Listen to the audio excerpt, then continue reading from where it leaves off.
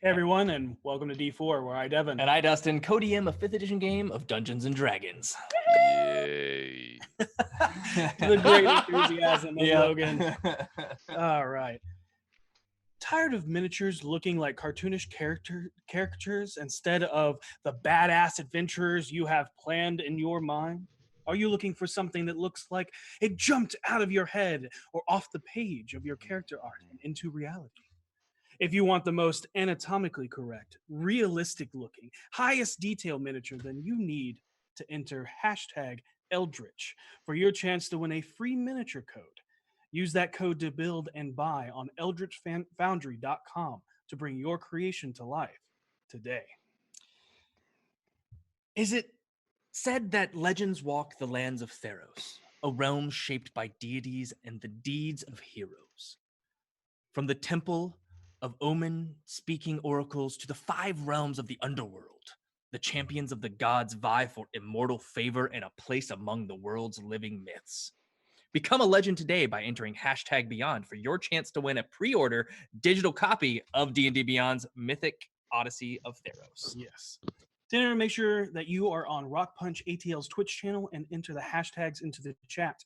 Remember to only enter once as to not be disqualified. However, remember that Prime subscribers and subscribers are 3 times more likely to win. We will do a reminder at the break and pull the winner at the end of the game. You do not need to be here, but check your Twitch chat later on to make sure that you can claim those rewards. Yep. Everyone, please acapella for the awesome fella who is joining us tonight, the one and only critical bard Omega Jones. We are so happy to have him join us and cannot wait for you to meet his character. And as a special gift from the man himself, we are giving away a Critical Bard t-shirt. So you can also enter hashtag Bard for your chance to win one of his amazing t-shirts. 3 giveaways tonight. Yeah. That is awesome. Awesome. Giving it all away. And let's hear from our sponsors.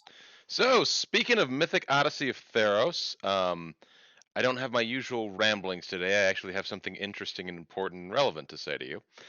But the big thing that they're doing right now is, as everything begins to slowly reopen, D&D Beyond wants to support your friendly local game store.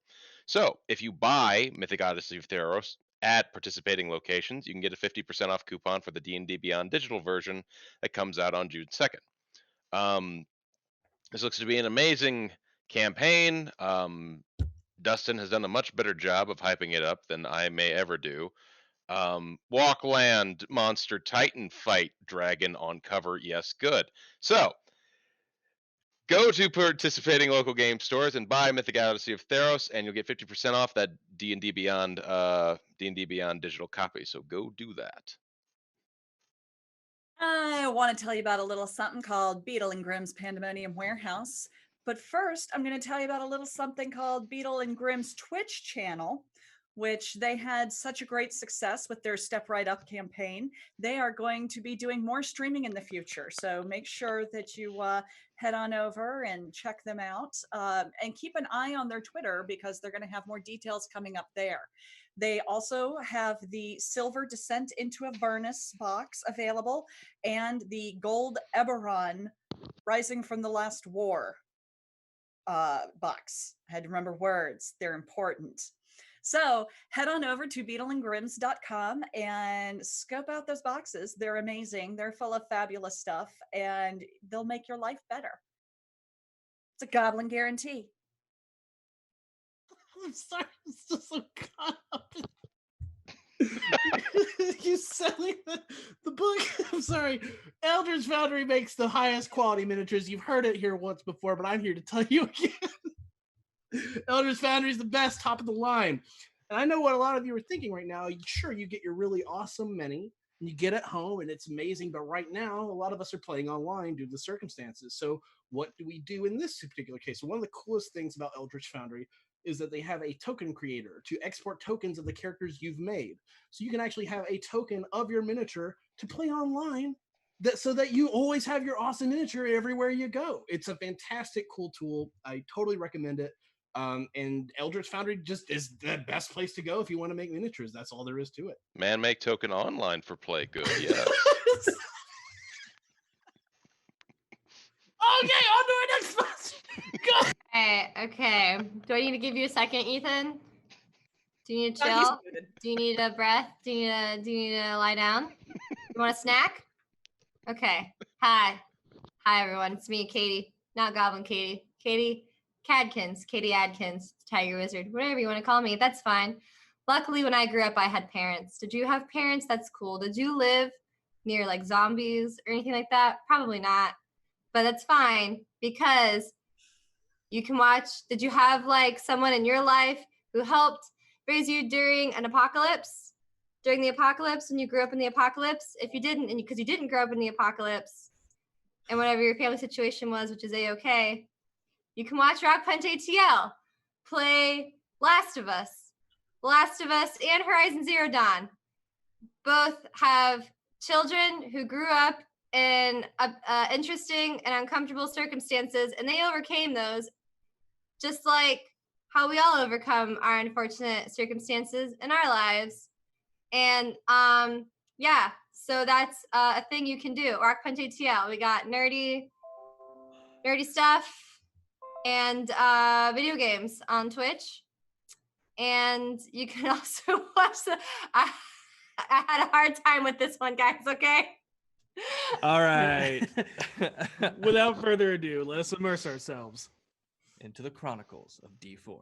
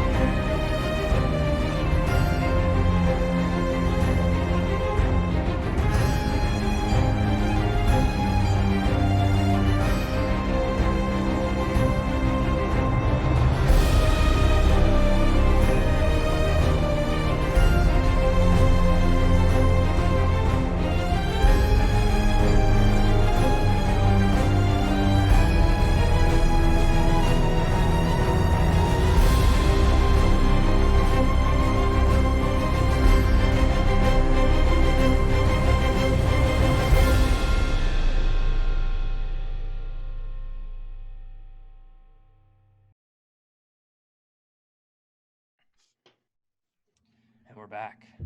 Last time, on a haunting disclosure, devising demolitions, and dissension.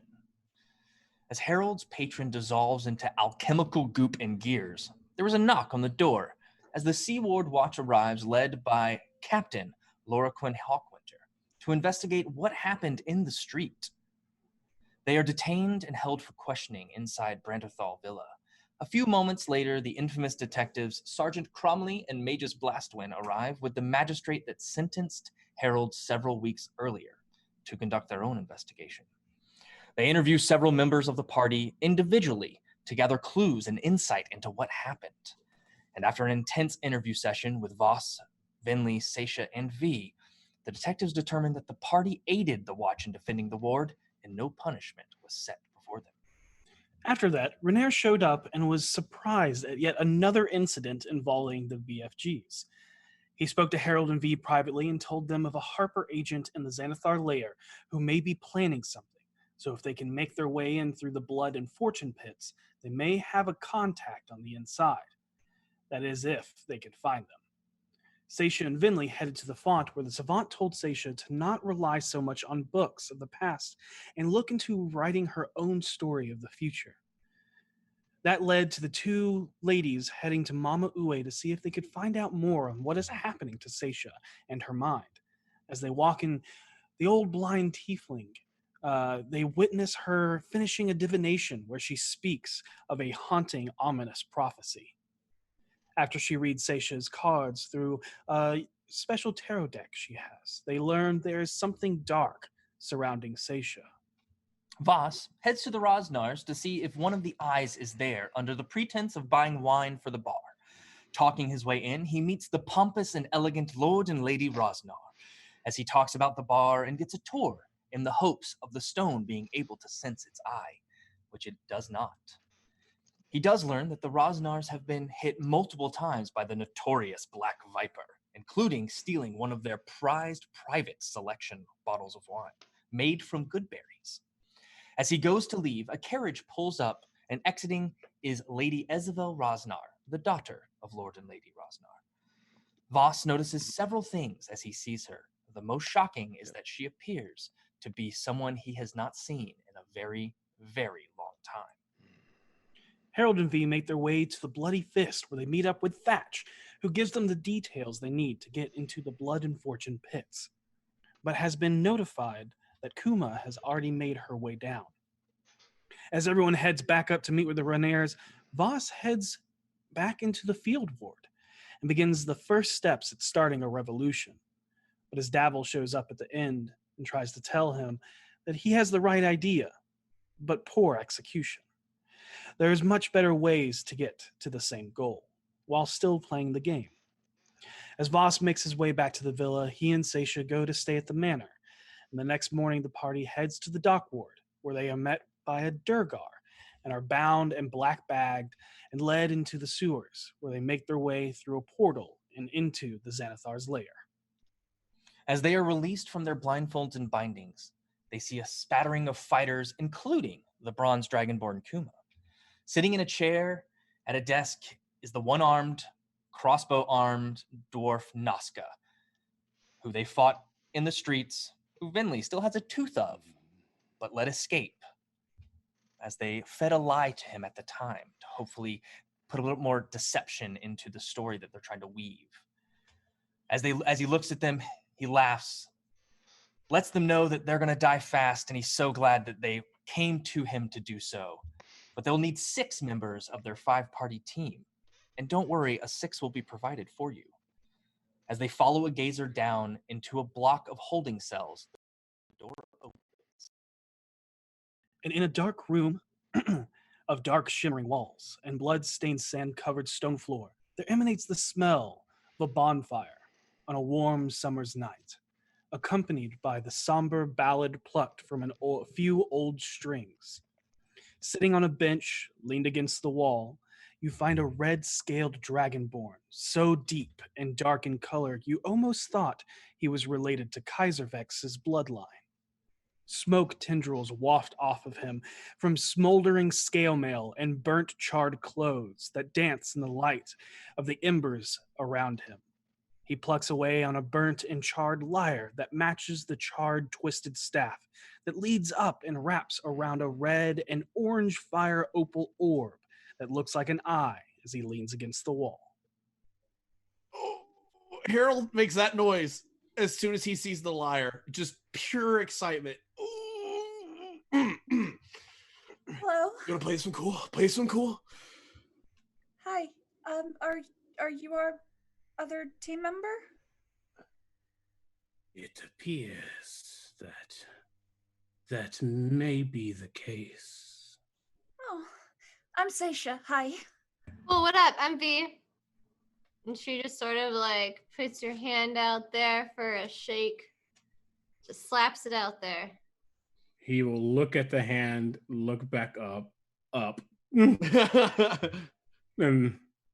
extend his clawed hand. Cool. Kuzeyma is the name. Yeah. Kuzeyma? You done this before? Kuzeyma. Thank you. Unfortunately, no, I have not. What brings you out today? What brings you down here as well? I think we all can answer that question. Love. Fight. Yeah, we are all of us. Harold is an extremely handsome, kind of scraggly, thin man. Yeah, I love the fight. All about it. Live for it. You're a musician? No. Oh, you were singing. You were just playing so well. Well, I can play doesn't mean that music lies within me. Oh, I see. Okay. It's still really good. And you notice that the thing he's playing, the lyre, it's made out of wood for sure, but it's very burnt, very charred. And he kind of just stows that away for a second. Okay. It would seem that the Lord of Fire has sent you to me. Good. This is what I need. Cool. Oh, I knew a phoenix once, but Lord of Fire sounds just as cool. So I didn't, but I used to play with fire as a kid. Lord of Fire, do I know who that might be? I was about to say, do I know that, or does he have any religious paraphernalia on him? You can make a religion check on the Lord of Fire. I will do that because I I have a necklace for this probably. do you mean Kasuth? I only call them as I called them. The Lord of Fire has given me new purpose. And now, it seems that he has led me here. And it would seem that he has led you here too.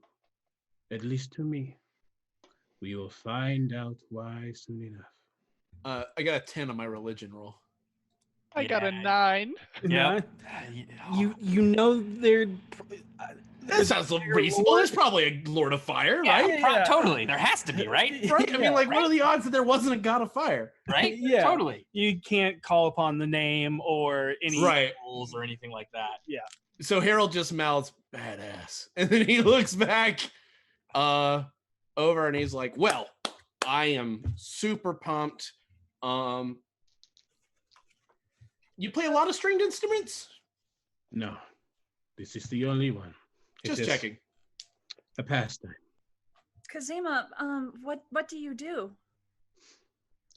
I am on a path forged by fire to reclaim what my Lord needs and what I need.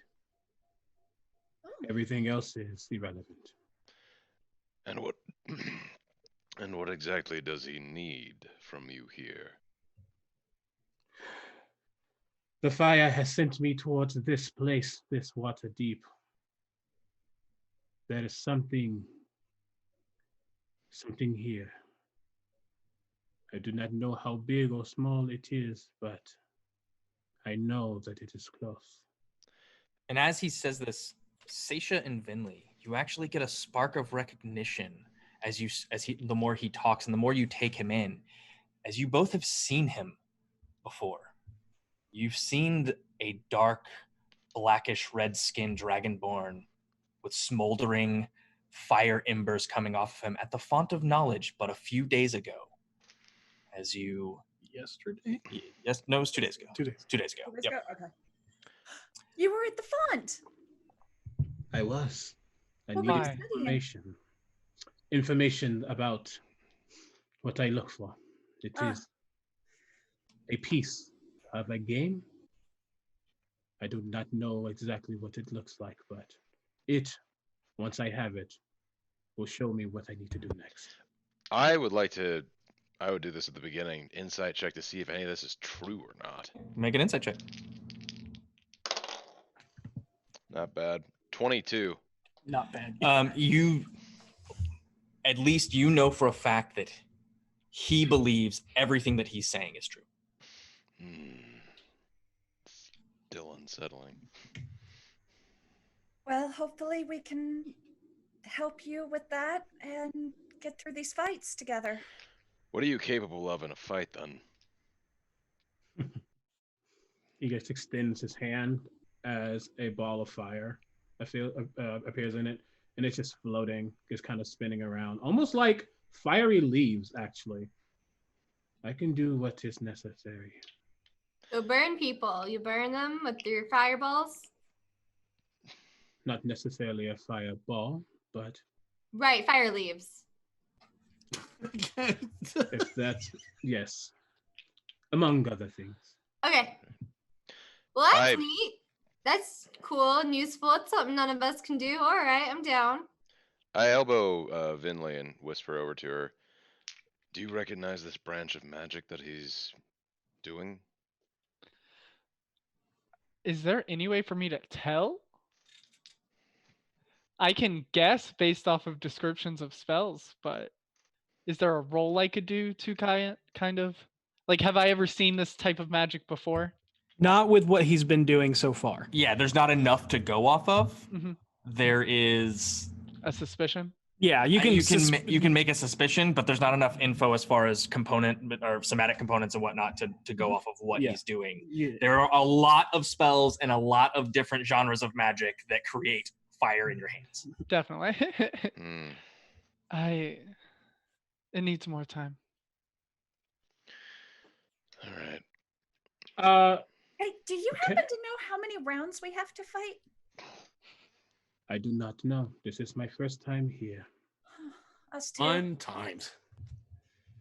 Really What? quickly, I know they were whispering. Could I tell that they were whispering something?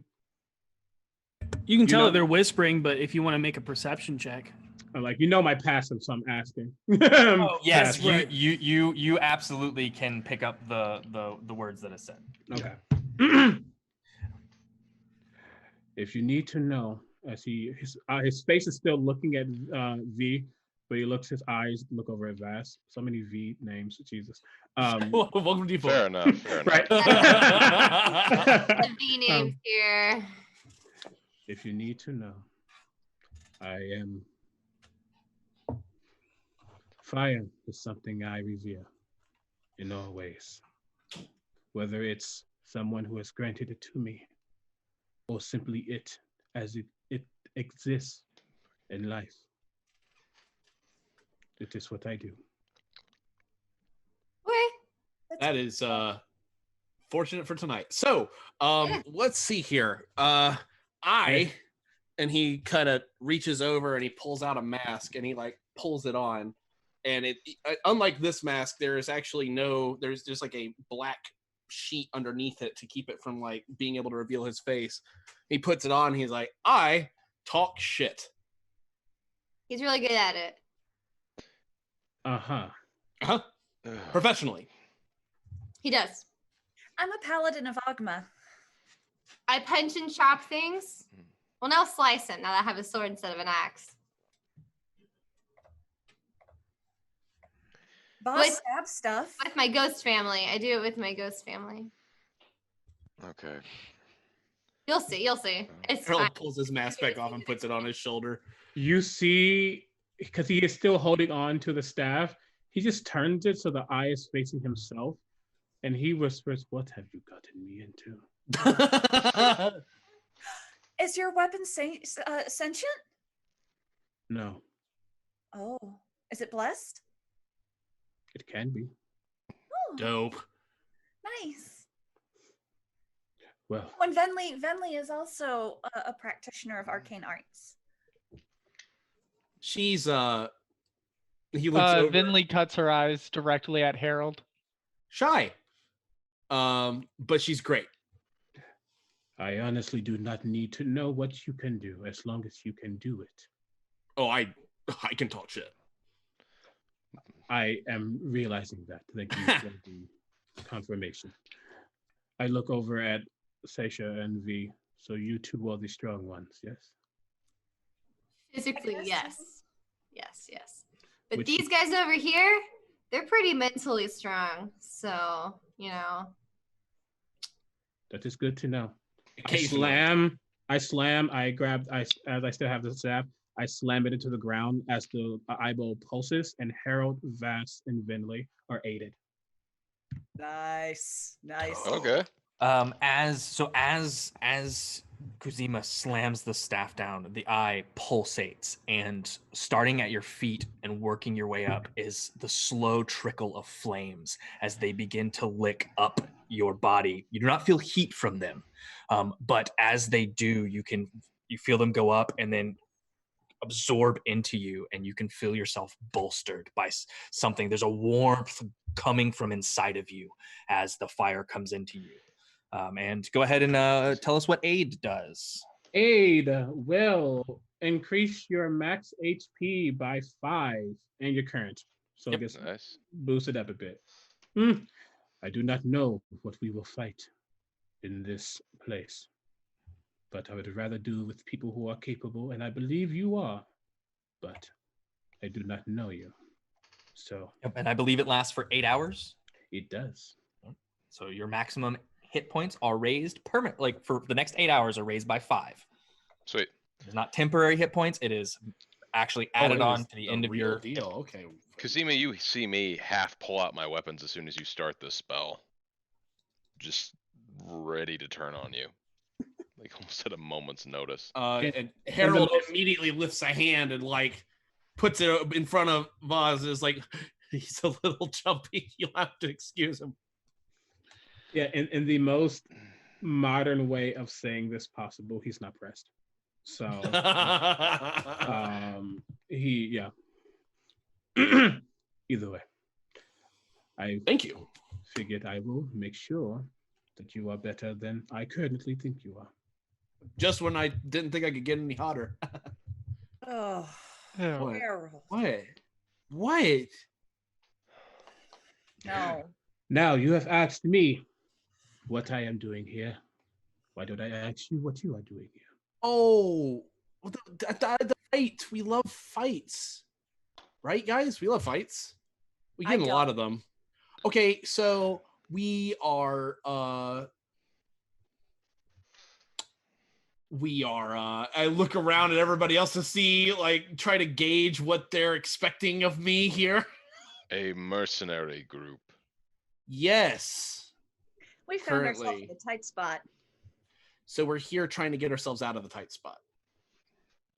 You decided to join the pit of blood and fortune to get out of a tight spot. I believe you got yourself in one. It was kind of the better option, believe it or not. We're putting ourselves in a tighter spot so that we can eventually be like chilled out in a bar. Or dead, whichever one comes first. Oh, yeah, we own a bar. Yeah, you should totally come by. Yeah. We will see.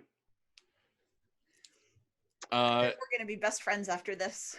Harold looks over at Seisha and looks back at Kuzeyma just to see what his face did not change. Alrighty. Harold's gonna is there anywhere to peer out, to see if the Hey, there we go. All right. So let's describe the room you're in. Oh, great. It is 30 foot long by 10 foot wide. There are 3 dark hardwood benches attached and anchored to the solid walls by chains at the far ends of the room.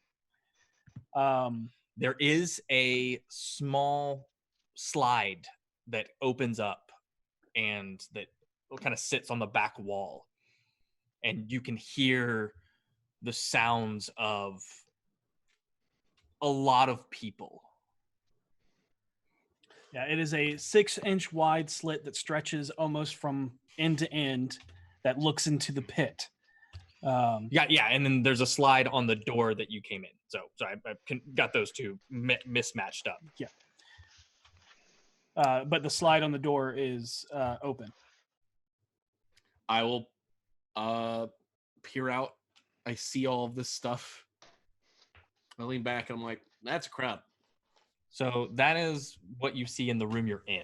Oh, that's what I see in the room I'm in. Yeah, the room you're currently in is 30 feet long by 10 foot wide. It's a fairly large, fairly long room. Right.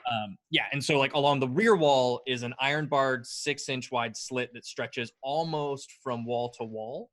Okay. And that looks into the pits itself. Gotcha. But you can't see although you can hear them. The position that it's in, you cannot see above the rim. Got it. Okay, gotcha. There is the door outside the door that you came in through, where you also hear other people being ushered into other rooms. Yeah. So if you wanted to look out the door, you could, or you could peer out into the pit. Those are the two options of where you could look. I'd like to try to peer out the door, see if I can see other combatants, know a little bit of what to expect. Okay. You want to go ahead and make me a perception check? Certainly. Can I look in the pit? Dirty 20. A dirty 20. Awesome. And I got a 22 on my perception to look into the pit. Okay. We'll start with Voss. Mm-hmm. Looking around outside of your holding cell through the open slot, you watch as others are being ushered into their respective holes beneath the thundering sounds of the crowd above. At a quick glance, you see a bronze dragonborn and her group, including 2 halflings, a gnome, a snow-white tiefling, and a human. Beyond them is a sinister-looking group made up of a human, a dwarf, a blood-red tiefling, a figure hidden in a black armor, and a drow, all following someone you didn't get a good look at, but seemed familiar. The last you see is a hodgepodge of individuals, including a half-ogre, a minotaur, and a black-skinned orc. You also see... Walking everyone to their cell is a very familiar 4-foot gray skinned man that escaped out the window into the sewer at the Dripping Dagger. His beard is stark white, as are the runic knotwork across his bald, tattooed head. At his side are 2 jagged, hooked, and rusty-looking short swords, and over his shoulder is a gazer who carries the ring of keys into the cells in its mouth, as it uses its telekinetic ray to open the padlocks that lock each door. Do I see? Hold on, you see more. Okay, sorry. And then, no, it's okay.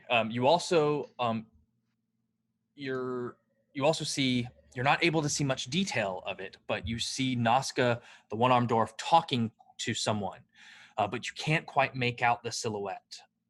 But what you can do is you can see the silhouette of a short, black beaked creature just peeking out from around the corner. Just as you're noticing them, the figure turns and walks away and disappears beyond your view. That's it. I'm assuming I don't see a floating brain with a beak on it. You're not sure? All you saw was the tip of a beak. The very tip of a beak. You don't know what it came from. I have seen a kenku before, though, correct? You have seen a kenku before. Does it look like a kenku? It's about the same height. Okay. Brain coup. Gotcha. No. We seem maybe up against some stiff competition from the looks of this. Oh. Finley, looking out into the pit, you don't see much, but a sand-covered floor. You can see the edges of the walls that are a strange metallic blue with odd etchings into them. Weird patterns and eyes, almost all in this motif of this bluish metal walls that surround you. From your vantage point, it goes up as high as you can see, and so you cannot see the top of it, so you're not sure how tall or how deep the pit is. Yeah. Looking around, it reminds you of the hallways that you've walked through already, and the halls that are in the walls that are in the room you are in currently. Do they have any kind of like arcane imagery to it? You can make an Arcana check. Okay. Or if you want to take 10 minutes to identify. No, I got an 11 on Arcana. Yeah, you're not sure. Oof. Well, if we think we have 10 minutes, I can cast Detect Magic, but... On what? The walls. They have... like scribblings and carvings in them out there. To keep from the crowd getting hurt. Can I make a Arcana? Sure. Yeah. Or to keep the people in the middle in. That is going to be a 19. 19. You can definitely tell that there are arcane etchings into this. You know it's evocation, but you don't know much from that. Yeah. You like, think you almost got it, but you can't quite figure out what it is. Some sort of evocation. It's on the tip of my tongue. Well, only one way to find out, I guess. Just wait for them. Exits, how high are the walls? High enough you can't see over them. Are you afraid that something might get in? No, we're more afraid about getting out. I see. Yeah. Because, we get in a bad situation, say something terrible happens and this place starts falling apart or something. What if the law showed up? I assume you can deal with things. Yeah, sometimes. And it's about this time the iron door opens to reveal that familiar 4-foot gray-skinned man that escaped out the window and into the sewers at the Dripping Dagger Inn. His beard is stark white, as are the runic knotwork across his bald tattooed head. At his side are the 2 jagged hooked and rusty-looking short swords. And over his shoulder, you see a small green gazer whose 4 eye stalks stay fixed in your direction. Nazca and the Xanathar, thank you for letting us know there is a traitor in our organization. We've been keeping a close eye on those we do not trust. All those who oppose our great leader will be disintegrated or assimilated. You have stolen from us, killed many of our kinku, our bugbears, in my Durgar. Now, it is time for you to die. We thank you for offering yourself so willingly to the slaughter. We're looking forward to painting the sands with your blood. As for you, Scaled One, my condolences. Looks like your unlucky day to be paired with the ill-fated. May you survive. Or not. Such is the way of the pits.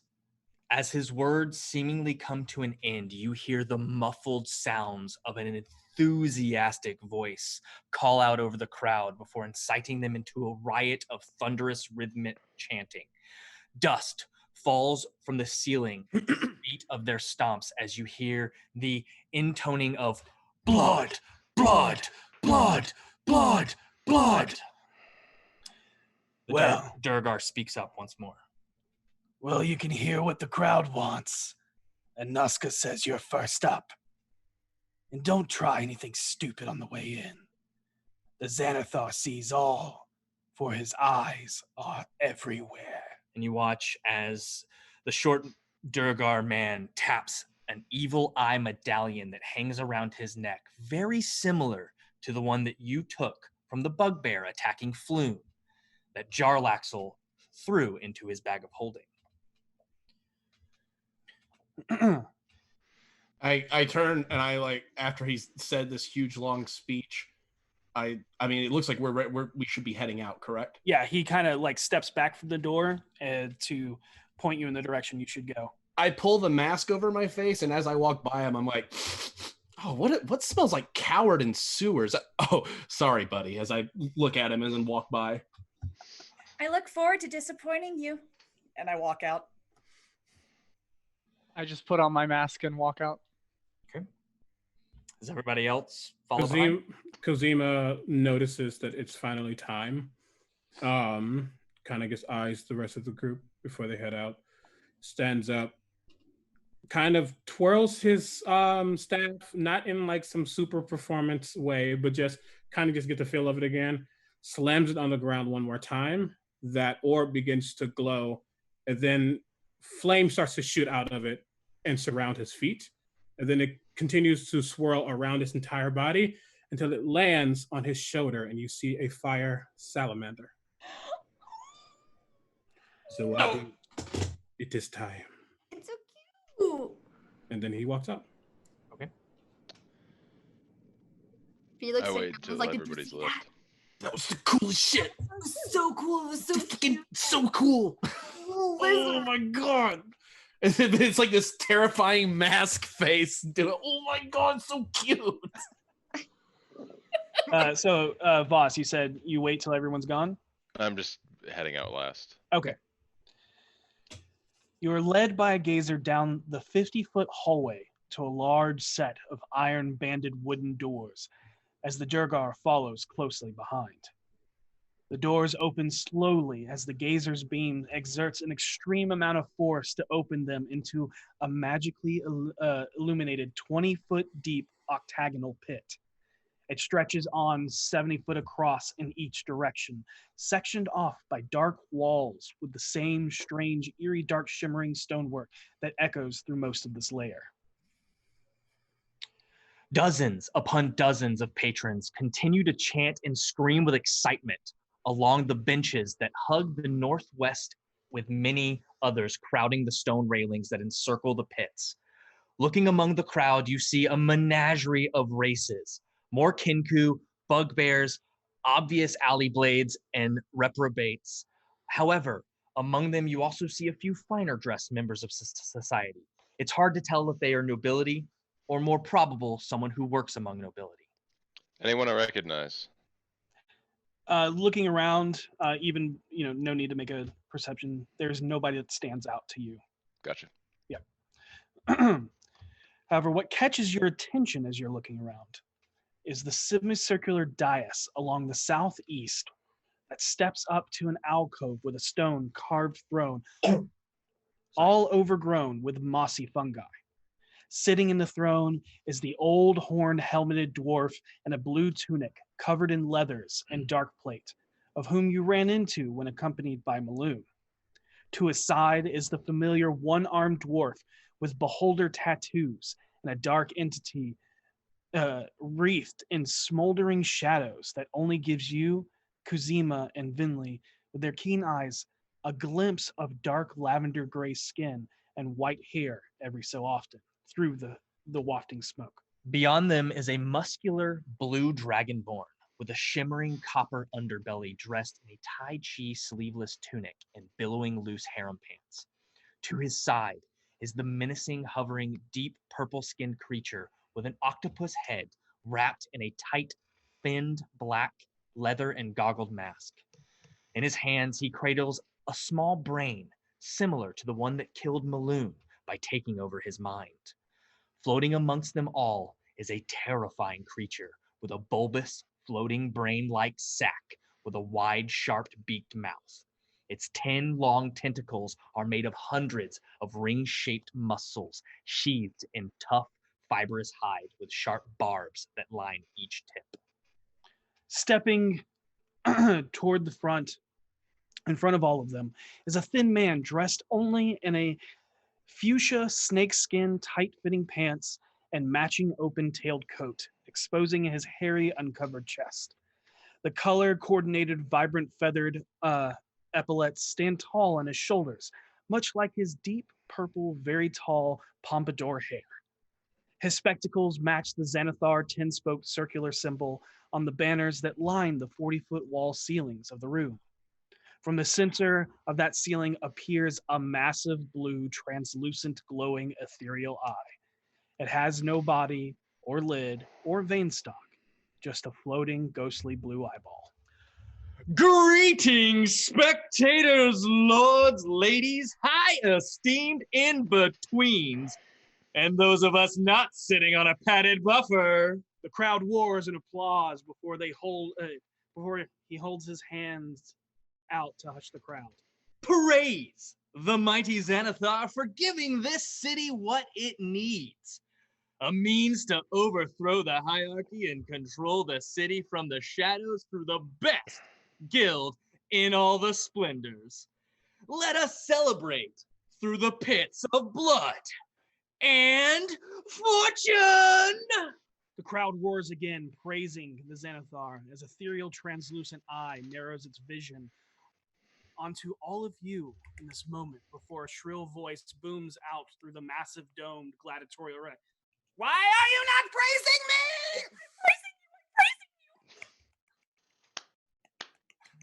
praising me? Whoa. V leans over to Harold and Ooh, whispers, starting off with a poor move of heresy and disrespect is a team birthed from the vile pits of blasphemy itself. They have murdered your friends, your family, your beloved ones. They have stolen from the great and powerful Xanathar and have even lied to his face. the disgraceful, the impudent, the beguiling, BFGs. The crowd becomes a cacophony of boos, jeers, and taunts. I know. We all can't wait to watch them die. So let's meet their first and possibly last challenge. A creature that we once held as our overseer. A being beyond death that now lurks in our shadows. The last Xanathar. Colton, if you'll go ahead and bring up the map. Beautiful, it's there. Awesome, I love it. You're on top of it. The massive chain-linked door across the pit lowers like a drawbridge, as floating out from the shadows is a dark orb. As light hits its decaying blue spheroid body with a yellow underbelly, you see it has no legs or arms. In the center of its body is a giant, bulging, cataract yellowing eye above a wide, toothy maw of rotting fangs. Crowning its form like a crown are smaller eye stalks that twist out from its body lazily, listing through the air. Multiple of the stalks look to be cut, rotted off, or blinded entirely as they all look, turning their focus onto you as you face down a zombified beholder. I need everyone to roll initiative. Yep. I just want to say that when they said BFGs, Kuzeyma leaned over to the first person like, who are the BFGs? Oh, that's us, actually. That's No, us. Sorry. yeah, and all those things he said, totally true. I guess that was a Yeah, good all roll. those things are true. We're sorry. My bad. We didn't mean it, but we did it. Taking Also, a picture of it. V was so in there. V was about to make like a joke about what failed alchemy experiment made that beak brain, but then as she hears this introduction, she just starts laughing nervously and leans towards Harold and goes, "What the fuck?" I don't know. We're all gonna die out here. How are we gonna beat? Oh, I don't like this. It's undead. This is you. Oh no! Oh no! No! No! No! No! Smite it. Okay. But I feel Why like would you not smite it? 25 to 20. What rolls today, guys? 20. an old man. 22, natural 20. That's what's up. Oh, hot First damn. roll. My first roll, I put it on Twitter. I'm Welcome. like, no. Nice, start off strong. First impression, man. First impression in a fight. The Got beginning a- roll-off said Kuzeyma wasn't going to die. That's it. Yep. That's right. 20 to 15. Oh, I also was 20, by the way. Okay, got it. Harold was also 20. I got a 16. All right. 4, and that was with advantage. 15 to 10. 11. Oh, sorry. I Okay. didn't know we were doing That's all that. good. And then V. All right.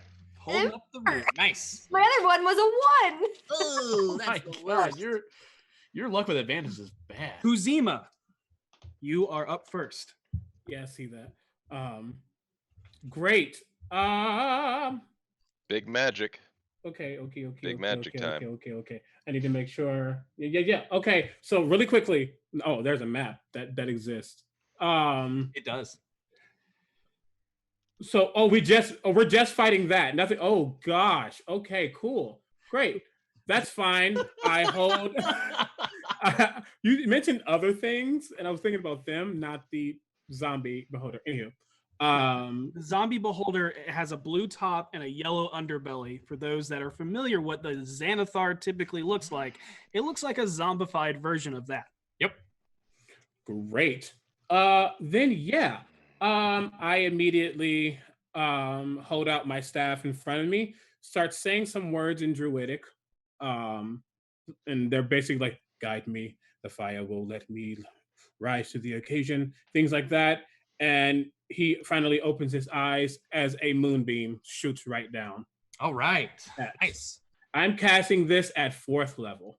Oh, bitch, you better work. Alex, Solid go ahead and choice. roll that damage.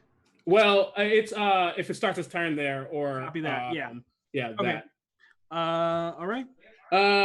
And as a, well, let me make sure. And it is how far away from us? Far enough. Yeah, you know what? I'm a boss. I'll walk forward slowly 20 feet just to make my presence known. It's about 50 feet away from us, if I counted right. Is that right? It is 70 feet across, but yeah, it should be about 50 feet away from you. Oh, that's actually perfect then. I will walk forward 20 feet. Okay. And as a bonus action, you will see the little wildfire spirit that's sitting on my shoulder kind of almost like start hacking, and then it shoots out a flame seed at them. So I make a roll to hit. That's a 2 on the die, so that's a 7. Bless. That's that. It's okay though. I needed to use a different die anyway, and I didn't do that. So right. I like to differentiate. I'm like, that's my die. That's why it didn't work. So Did you roll your damage? Okay. Next up is Moonbeam only hit is on start of their turn or when they first enter. I shoot a look hold on a toward... second. Sorry. Thought I was prepared, but I forgot all my stuff, and I was like, oh, we just got the brand new spell effects, and I actually have a moonbeam, so I was really excited. Oh, nice. So as you slam the staff down, there is almost like a crackle of fire erupts, and you notice that in this underground arena, a beam of moonlight shines down directly over the zombified beholder. As the orange and yellow flames then turn to blue as they rise up higher and higher, and then to silver, and then to a white light that illuminates in this column. Then you walk forward and hold out your hand as the salamander basically spirals around, sticking to your arm, and then a torrent of flame fires out from it. But the zombified beholder, moving and reeling from the moonlight that is now encompassing it, moves just out of the way as the fire splashes against the back wall.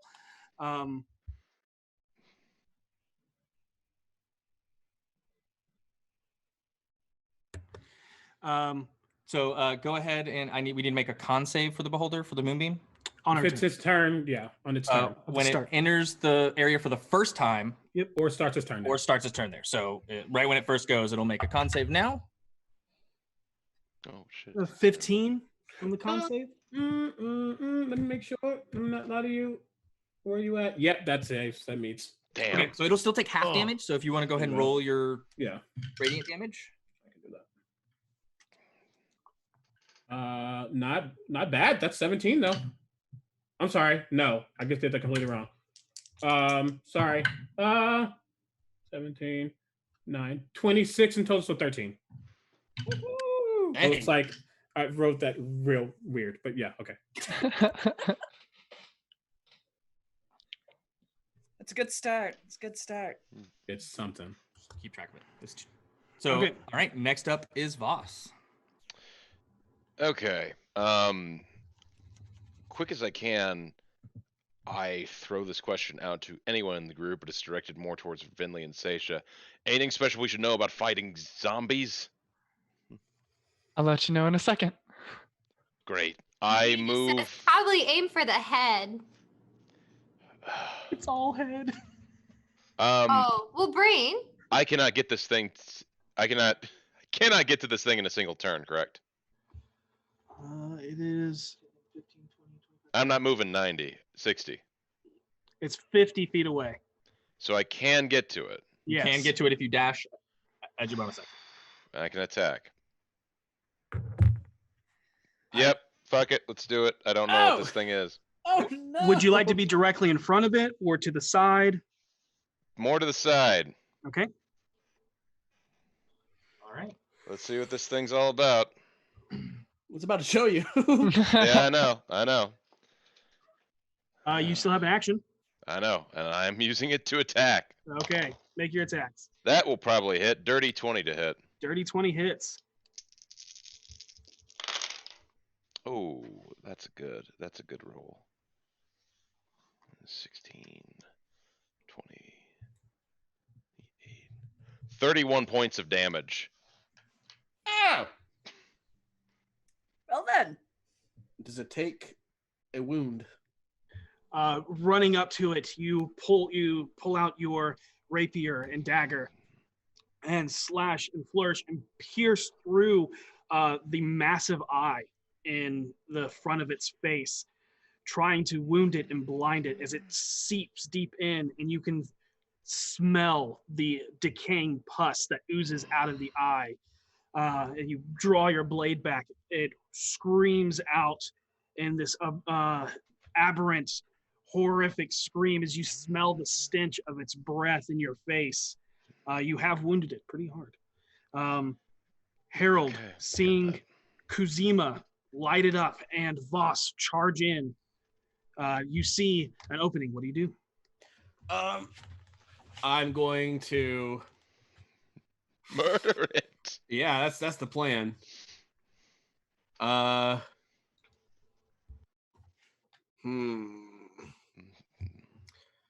am going to cast. You know what? Sure. Why don't we just go ahead and hex it as a bonus action? And see how close does that have to be for a hex? I have to be 90 feet, so I'm within range. You are within range for that. Nice. And then I will throw some Eldritch Blasts. Why not? Okay. Get high, we may be able to kill this thing in a round. Oh, that first one's definitely a hit. 27. Oh yeah, yeah. And the second one's a 25. Yes. Okay, Both cool. hit. Here's the damage for each of those. Oh wow, max on the first one. Sweet. Nice. And then Kill it okay, before it gets so turned. maybe I honestly might. So let's see here. The first one, it's 15 damage from the blast itself with 3 damage added on, so 18. Just so you know, Hex does necrotic damage. Okay. And then for the second hit, it does 14 damage and 2 for the necrotic damage. So 16 total? 16 total. Okay. So 18 total and 16 total. Okay. And you Harold, move, you stay there. Harold's gonna confidently walk forward to stand near Kuzeyma, try to avoid him getting flanked or anything like that. And I'm going to casually spin both knives, like I split it in my hands and spin both knives around my finger and then catch both and fling them one at a time. Awesome. Do you want to be on like more in front of the creature or more away from it? More away from it. You'll come to Kuzeyma's right. Perfect. Yeah. And Kuzeyma, you watch as Harold begins taking this dagger that he then splits into 2. As he looks up, you see his mask become this ethereal purple, emanate and latch itself on to the face of the beholder zombie itself, as he then takes his crystal daggers, throws them as they slam into this creature and then explode into a bunch of shrapnel as he holds his hand up, walking close to you as the dagger becomes a single form again in his hand. See, I'm already talking shit. I'm doing a great job so far, I think. All right. Very theatrical. I'm glad you noticed. I did. It is nice to have someone else who takes things seriously in this group. Because I take things seriously sometimes. As you move up and the dagger reforms in your hand, all of a sudden, the ground underneath Harold and Kuzeyma begins to move as you watch as several areas of the pit itself begin to shift and the ground under you instantly vanishes. Oh shit. Dick move. Watch the map. Axe for that one. Watch the map. I'm watching the map. I'm watching the map. Oh, come on. I'm the map. I'm the map. No. Oh, cool. No. Oh, no. Oh, no. Not That's the coolest shit. Oh, do I fall or do I? Am I No, you up? do not fall. Okay. I That's don't the know if this coolest is shit Fireball ever. Island rules. Well, at least we died in a badass way, eh, Bart? Static was happening. Right. The Bible said in First Don't Try Me Relations that's not okay.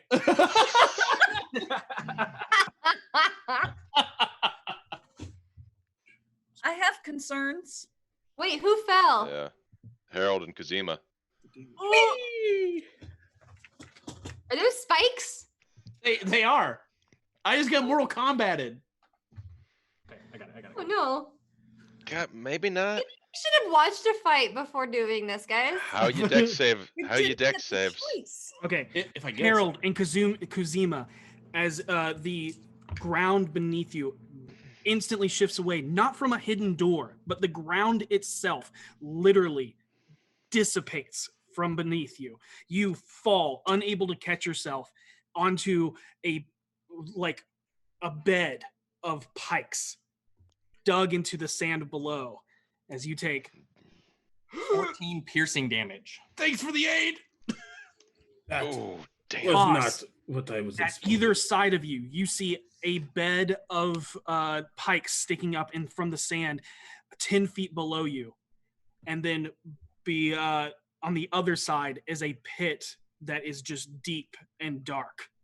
You're not sure how far down it goes. Death lies there.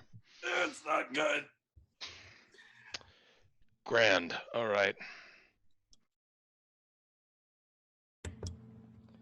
How deep is the pit that Harold and Kuzeyma 10 are in? feet. 10 feet. 10 feet, thank you. Thank God we So weren't on the other one. the undead Xanathar begins to hover and move. Voss, you will get an attack of opportunity. Oh, awesome. I will take it.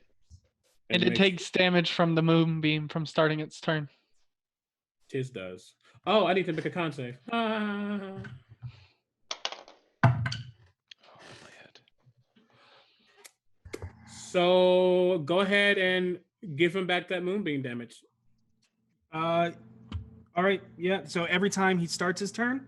No, I failed the con save, so Oh, he no. might not. Oh, that's right. I need to con save as well because of Right. pets. So moonbeam is gone.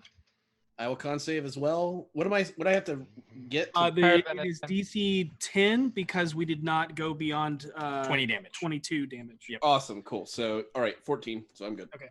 Yeah, you're fine. So hex remains, but moonbeam goes away. Yeah. Oh, Sucks. Does when Ross an did his attack, did it get a wound from that? Because it took over 30 points of damage. Right, it Yeah. did. Let me bring that up. Continue with your attack, boss. does a 17 hit? A 17. 2 seconds. Does hit. Awesome.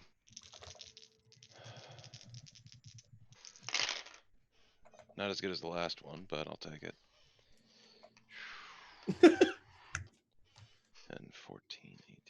21 points of damage. Okay. Go ahead and roll a d6. 1. The eye itself seems deflated as you pierced it. As a lot of the ooze has come out, it seems to not have any effect on this creature. Damn. Oh well. Damage. We're doing damage and falling. So. Yeah. Okay. You cut into it as it goes by, and you watch its form kind of wilter for a second, but it continues to rise, and it moves into the center and goes up 20 feet. You're pretty sure you just killed it.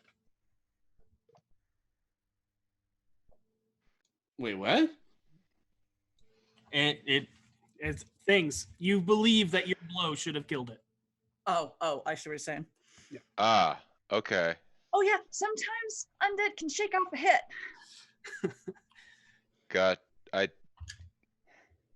Boss, I need you to make me a Constitution saving throw. Damn. I was hoping it was another one. No. Come on. How close are you to Seisha? Not close. is what I'm Ooh. saying. That might work. 18. 18. 18 on the die. 18 passes. Oh wow. Ooh. I'm yeah, not good. Not good at con saves. Nope. You and me both, buddy. It's a hard life. It is having a 10. Yeah, 10. That's exactly what it is. -2. Hey. Hey. I lied. I lied. It's an 11. Oh man. I'm 1 Boss. point better than you. Yes. This black ethereal ray shoots out from one of the eye stalk eyes and hits you dead in the chest, but you're able to grit your teeth and will past it, and you take 23 points of necrotic damage that is already halved. Understood. There go the temp hit points. Oh. Glad I had 'em, though. They're not temp. They're actually added onto your max. So like if you get healed up, you can get all the way up to that again. That is Gotcha. correct. I will keep that in mind. Yep. All right. It is now Seisha's turn.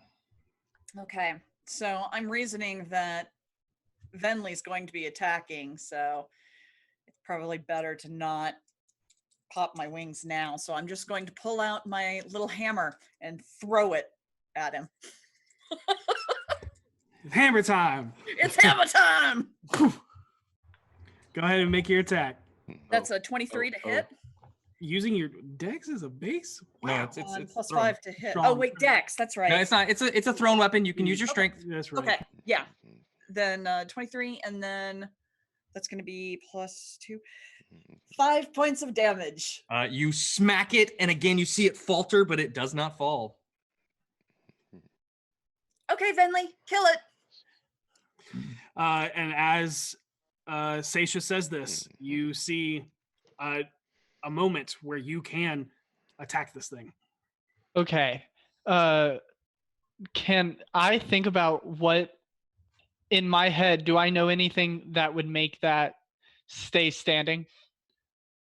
You know lots of things that could make it stay standing, but one very particular one tied to zombies. Okay. I'm not even thank going to you. make you roll for because Yeah. you're a necromancer and you know zombies.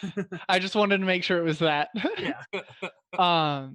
Okay, she is going to reach into her bag, pull out the wand of magic missiles, and try and do 3 charges into it and do as much damage to this thing as possible. Okay, so go ahead and roll the damage. All right.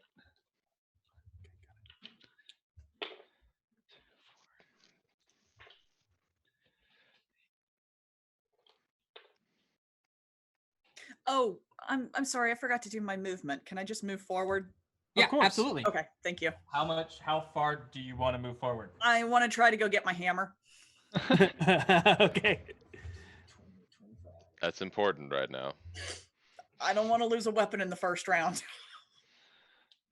20 points of force damage. Okay. You hold out this metal rod that has the blue crystalline flame at the end as 5 pinkish white globules of energy rocket out from it and target the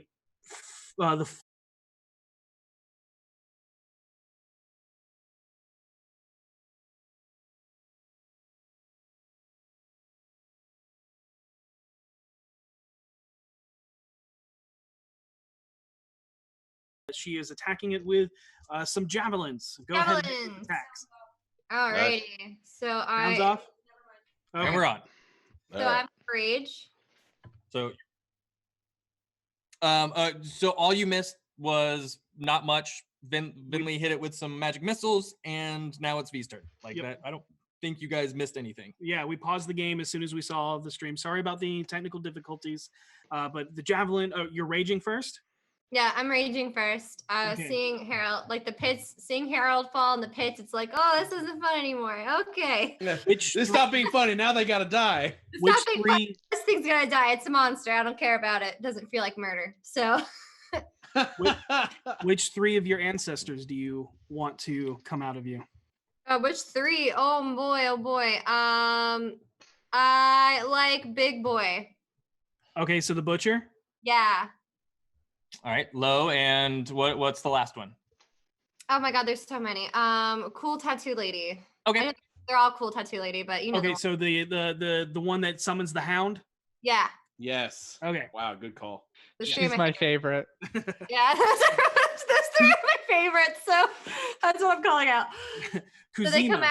out. Kuzeyma now sees what I mean by ghosts. Yeah, Kuzeyma, you see V roar out in rage as these red ethereal beings come off of V as they run into battle. The first being a young version, but slightly different tattoos of V, as an axe is pulled off of V's back and run into battle. The next is a large man that stalks towards the creature with this massive, like, anime style butcher blade, covered in bones and blood and tatters.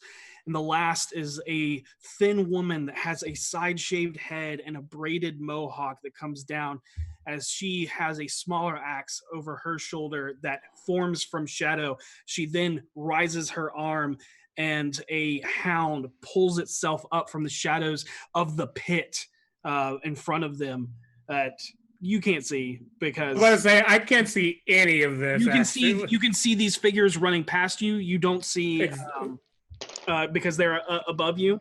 You don't see where the shadow hound emits from, but you see this large wolf made of red ethereal energy follow behind this woman that commands shadow around her.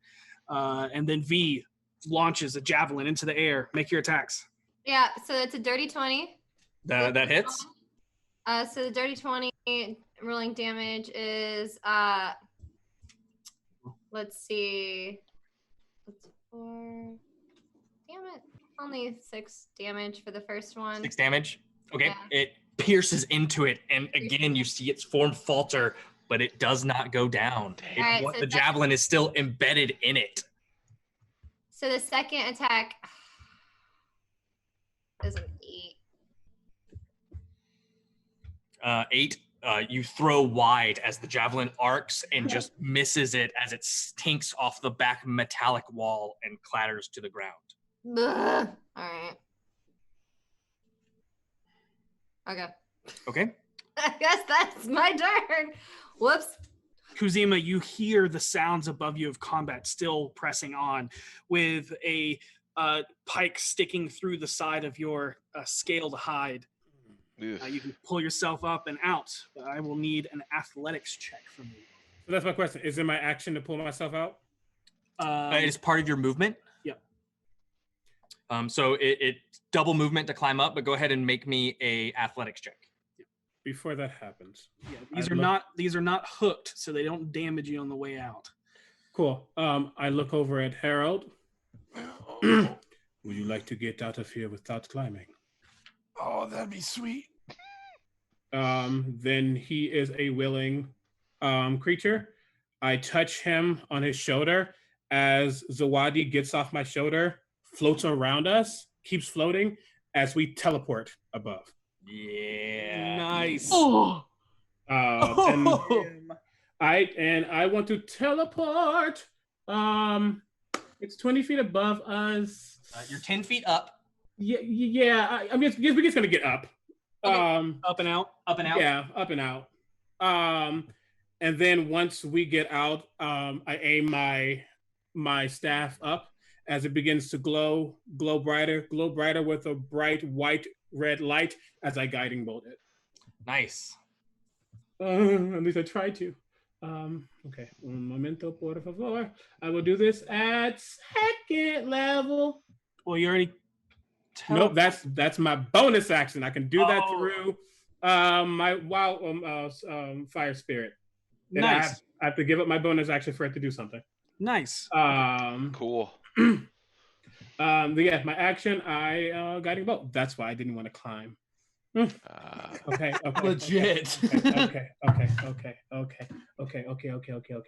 That is, what is that?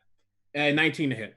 19 hits. Yes. So, Harold, you watch as this salamander jumps off of Kuzeyma and then starts like running through the air as embers start trailing behind it as this torrent of flame wreaths around you, as then you are now suddenly finding yourself standing back in the sand pits. Kuzeyma then takes the flame, spins his staff around, points it up to the boulder as it concentrates down into a white, hot, glowing flame that slams into this creature. Give us the damage. Doesn't matter. Sing us its swan song. Oh, nice. Legit. Fail. No, took radiant damage. Oh, it did. Oh, yeah. Mhm. Sing us its swan song. Yes. That is so cute. I will say, the Lord of Fire will be seeing you soon. And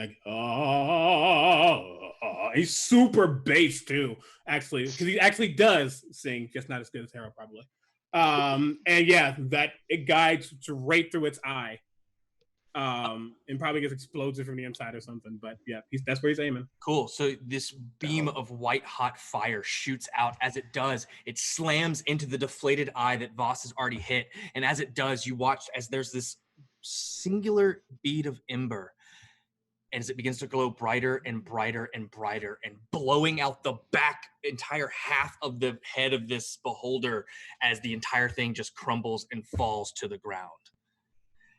Wow. Sick. And Zawadi sticks his tongue out at the beholder.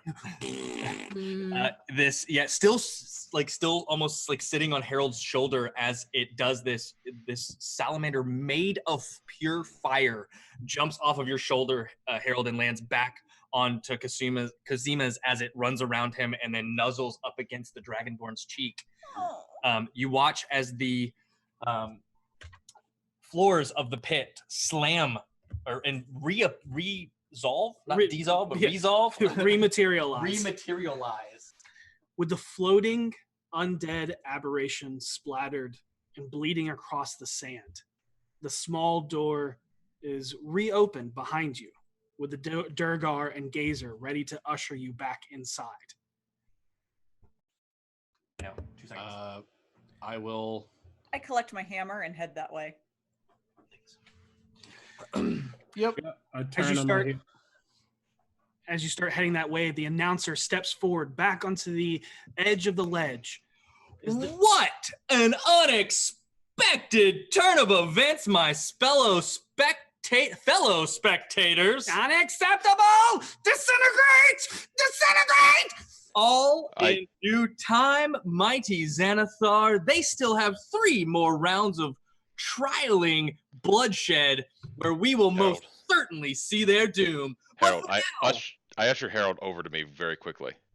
Okay, as you do that, the announcer continues. But for now, let us bring out Amerigo's Chosen to take on the Maul. I say, follow my lead very quickly. Great and powerful Xanathar. Oh God, not this again. Surely this is not your fault, but the fault of your minions who prepared such a poor sacrifice for you. If I were you... I need you to make me a dexterity saving throw. Okay.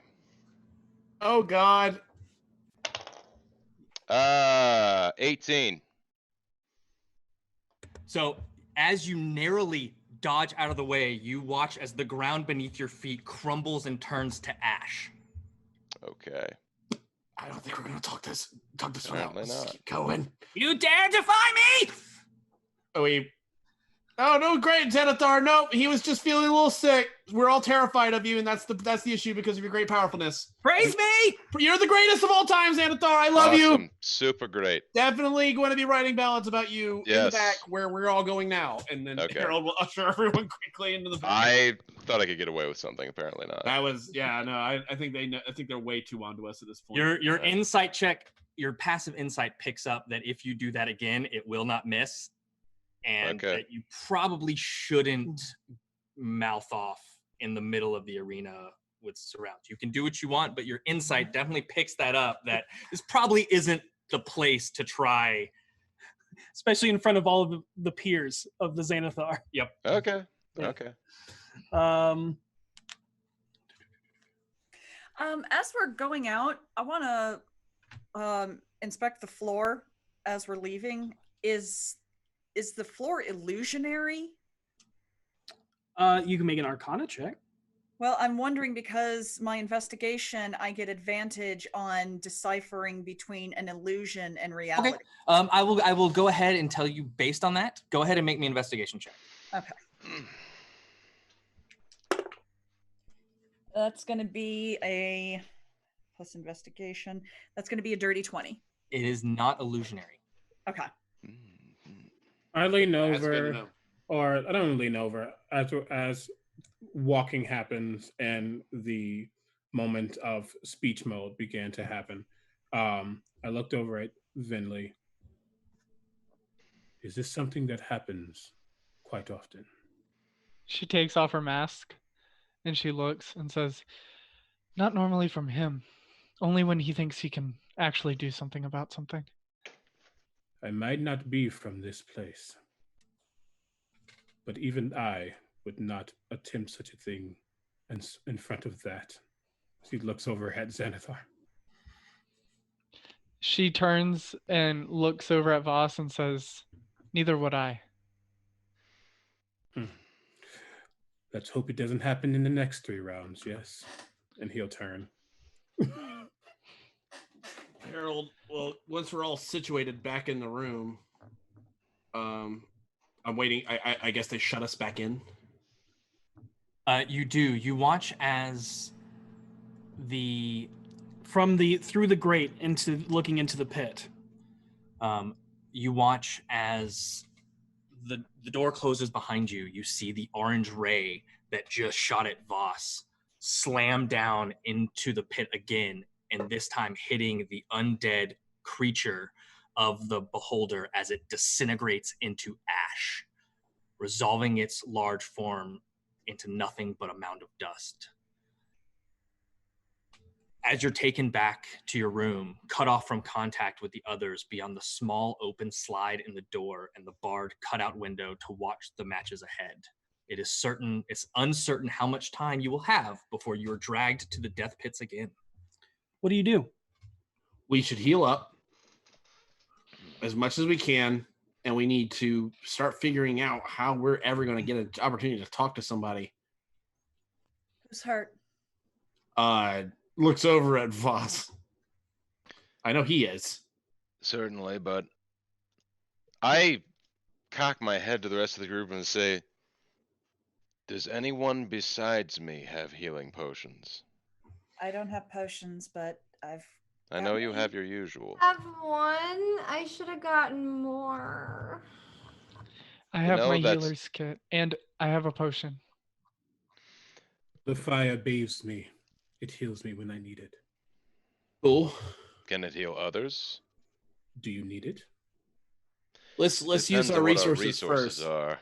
I think potions first, then spells. Remind me what your healer's kit does. Finley? It's essentially first aid. I can perform first aid on you and give you hit points back. We'll wait until we wait for you can use that in battle without a problem, correct? It's an action. Action, okay. I have a greater healing potion. Let's save that. I can only do it once a day. I drink one of my normals. Okay, go ahead and roll your 2d4 plus 2. Cool. Now here's a question.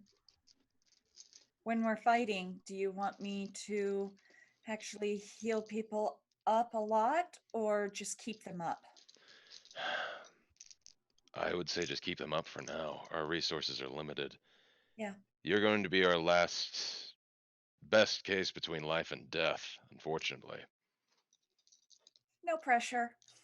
I have many healing capabilities if it is necessary. It may be. Thank you. Probably will be at some point. I'd rather hold you for your firepower.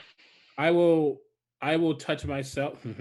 I will touch myself as my hands begin to glow with like a heat as I cast Cure Wounds on myself. I did get hurt, but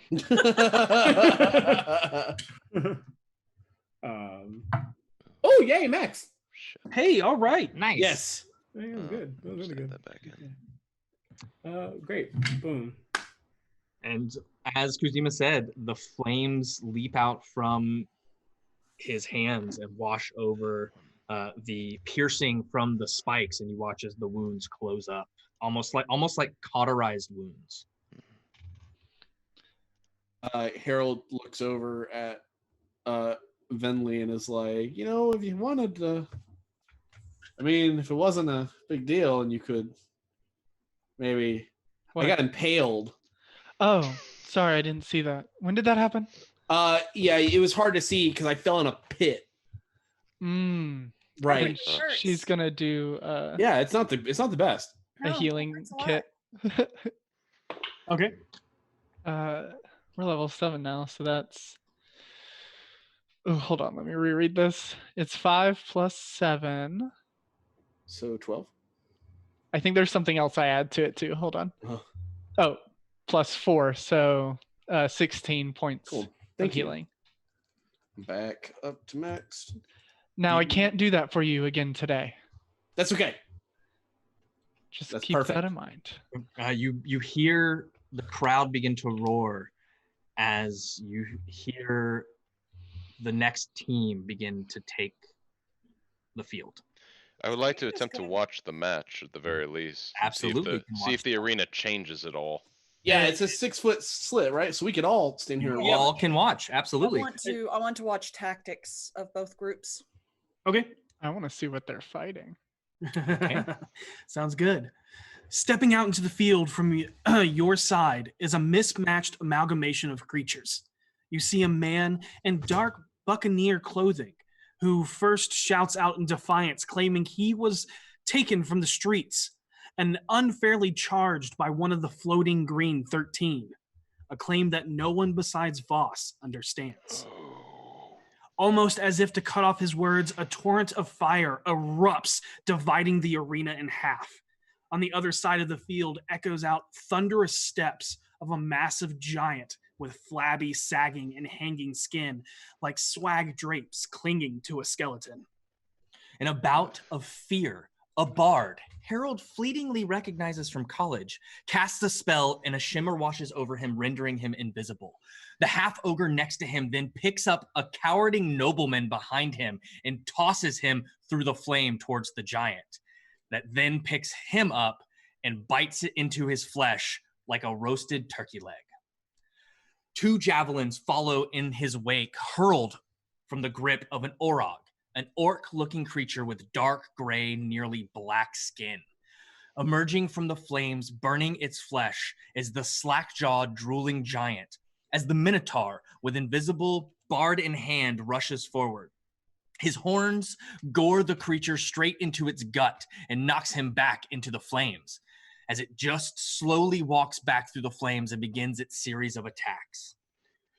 Through the battle, the group fights haphazardly, obviously unfamiliar with each other's fighting styles and tactics, as they are unable to plan strategically, even to the point of turning on each other in attempts to punish or survive. The field morphs between the flames, into pits, into pillars, and walls constantly as the dark-skinned Orog falls next as he is engulfed in one of the touts of flame.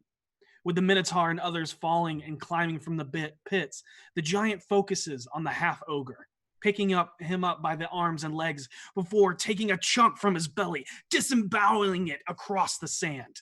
One by one, the others are lost in battle, leaving only the Minotaur, who you now recognize as the one who nearly killed the halfling woman the last time you were here. The crowd is split in chants as they scream out, "Ma! Ma! Ma!" and the other half, "Karumak! Karumak!" In the end, the Maw grabs both of Karamonok's horns and breaks them away before gnawing away his neck, severing his head from his body. The giant then exhaustedly yawns and slams against the ground, kicking up a torrent of sand into the air, followed by a loud, boisterous roar of the giant snoring. You hear the announcer speak up. "Oh, looks like the Maw is down for the count. Counting sheep, that is. But that fight was anything but boring, and that's what we're here for today. Let's keep the bloodshed going for the next fight.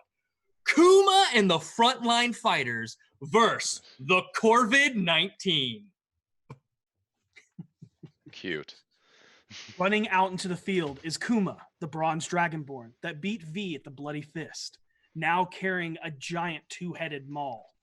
She is followed by her team, another hodgepodge of characters, half around her height and the others standing up to only about half thigh. On the other side is a sea of black as 19 Kinku, all brandishing the symbol of Xanathar somewhere on their person. The terrain instantly shifts to magically constructed pillars and walls of sand, creating a labyrinth throughout the field. Ricard, a foppish man in all purple and dressed fairly similar to a musketeer with a cavalier hat, taunts the crow-like creatures. Some of you recognize him as the bard that flipped from the second balcony of the yawning portal and rode the chain down into the well. Eben, a halfling fortune teller, summons a floating deck of glowing cards that he uses to cast from as a golden image of the tarot appears behind him with each spell. Kuma the Bronze runs in, closing the distance as she roars as a plasma of electrical light fires out, followed by a lightning bolt that cuts through and arcs across 3 of the Kenku before laying into multiple of them with swings from her massive hammer. Araxios, a stark white-skinned tiefling whose face fades from pitch black horns to as well as each extremities of his body into the white, uses the terrain to his advantage to gain advantage through flanking and surprise attacks. Linren, another halfling or gnome. It's hard to tell, as she has attributes of both races, stays out of range with her longbow and magics as the Kenku scatter throughout the maze, using it to cover and for their aid. The most unsuspecting and surprising to see on the field is Willa Helmina, an old grandmother-looking gnome in a floral green sundress wreathed in flowers, armed with a frying pan. The small woman you see the team call Mimi is fierce and strategic with her magic as she aids and bolsters her team. Ricard, watching his tiefling friend, becomes surrounded early on in the fight and calls out, "Araxios, you look like you're doing fine. I'll take this horde over here." As he emboldens his comrade, but moves to fight a singular lone Kenku, stabbing it through with a rapier. Through a series of insults, taunts, fast blades, and heavy mauling hits, Ricard, Araxios, and Kuma take up the front lines, being surrounded by dozens of feather fowl. Araxios draws most of the attention of diseased blades as he arcanely shields himself from harm, leaving an opening for the other 2. Their movements faster and more precise as swirls of flowers that dance with the wind around them quicken their attacks. Eben continues to roast many through the use of his sun card while casting Firebolt as the other 2 women aid with arrows and protection. The labyrinth falls as a trench of acid divides the pit, swallowing Kuma. The tiefling and bard, now facing off many of the foes, alone and surrounded, take heavy hits as they slowly whittle them down with help from the others across the field. With brute strength and determination, the bronze dragonborn woman climbs out, soaked in oil, as Ricard calls out to her, "Kuma, don't let these bird brains beat you down. Use the people pleaser execution move, the PPE." Kuma runs and slides across the sand as the grease drips from her and slams her maul into one corvid, sending it into the air before spinning into the air herself. The momentum of her maul comes crashing down on the last 2 Kenku with a fury of hasted downward blows, eradicating and curing the world to no longer be plagued by the COVID-19. The crowd once again erupts into cheers with a few jeers from those that presumably lost money due to the amazing teamwork used to defeat the feathered foes. The announcer speaks up. "Wow, what a back and forth, folks. I was sure a couple of times that the COVID-19 were sure to best them all, but we have to hand it to the frontline fighters for going through a hell of a fight and coming out on top. But don't get out of your seats just yet. Coming up in the next few minutes, we will get to see a remnant gift of the Prince of Demons himself, the Chimera, face off against a group forged in the bowels of the port herself, the Sinister Six, the Sultans of Slaughter, the Hexing Hexad. Let's get ready for the Umbra Legion."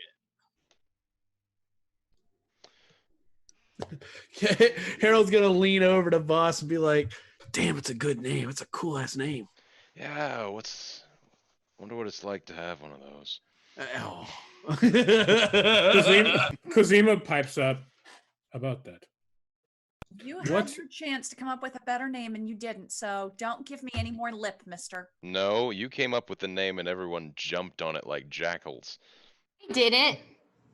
Please explain to me what a Boss hated it. BFG is. Stacia, please explain to him what a BFG is. It's the Best Friends Guild. It's the Best Friends Guild. I beg your pardon. We're We're all Yep. best friends. we're like all our these are my best friends. In my Ah. mind, sometimes I like to think it's big, friendly Goliath. 'Cause that's me. But I also understand it's not. So I basically just changed the acronym for whatever's appropriate for the time to make it sound like we were really, really clever. it means whatever you want it to mean. That's right. It's the meaning is in your heart. It could be boisterous fighting group. Yeah, it could be barbaric. You get the picture. But Eric, it is Best Friends Guild. Yeah, that's what it really is. It's on all the plates. we I had could it inlaid on the plates. name Yes, we have spent money engraving this into our silverware. Kuzeyma, I feel like now we've gotten to know each other and we could be a little more forward with one another. Are you here to blow this place up? I beg your pardon. I was asking if you were here to blow this place up.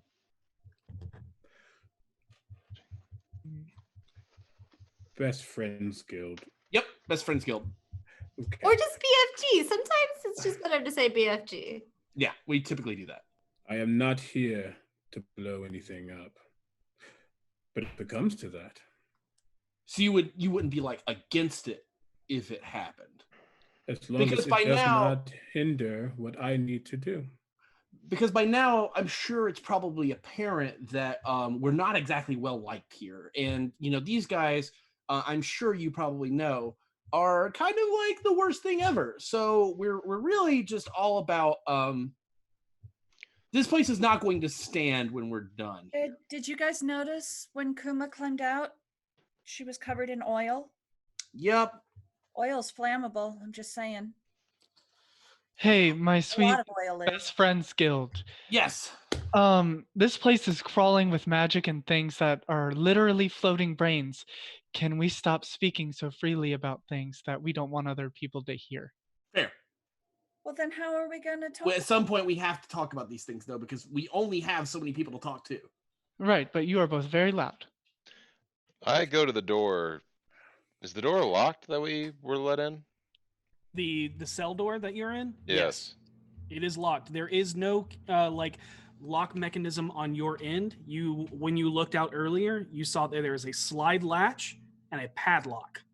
I would like to see if there's anything I can see. Obviously, I can't get out from this side, but if there's anything I can see in the hallway that we came out of, either through Keen Mind or what I can see right now, what the security is like and where else there is to go.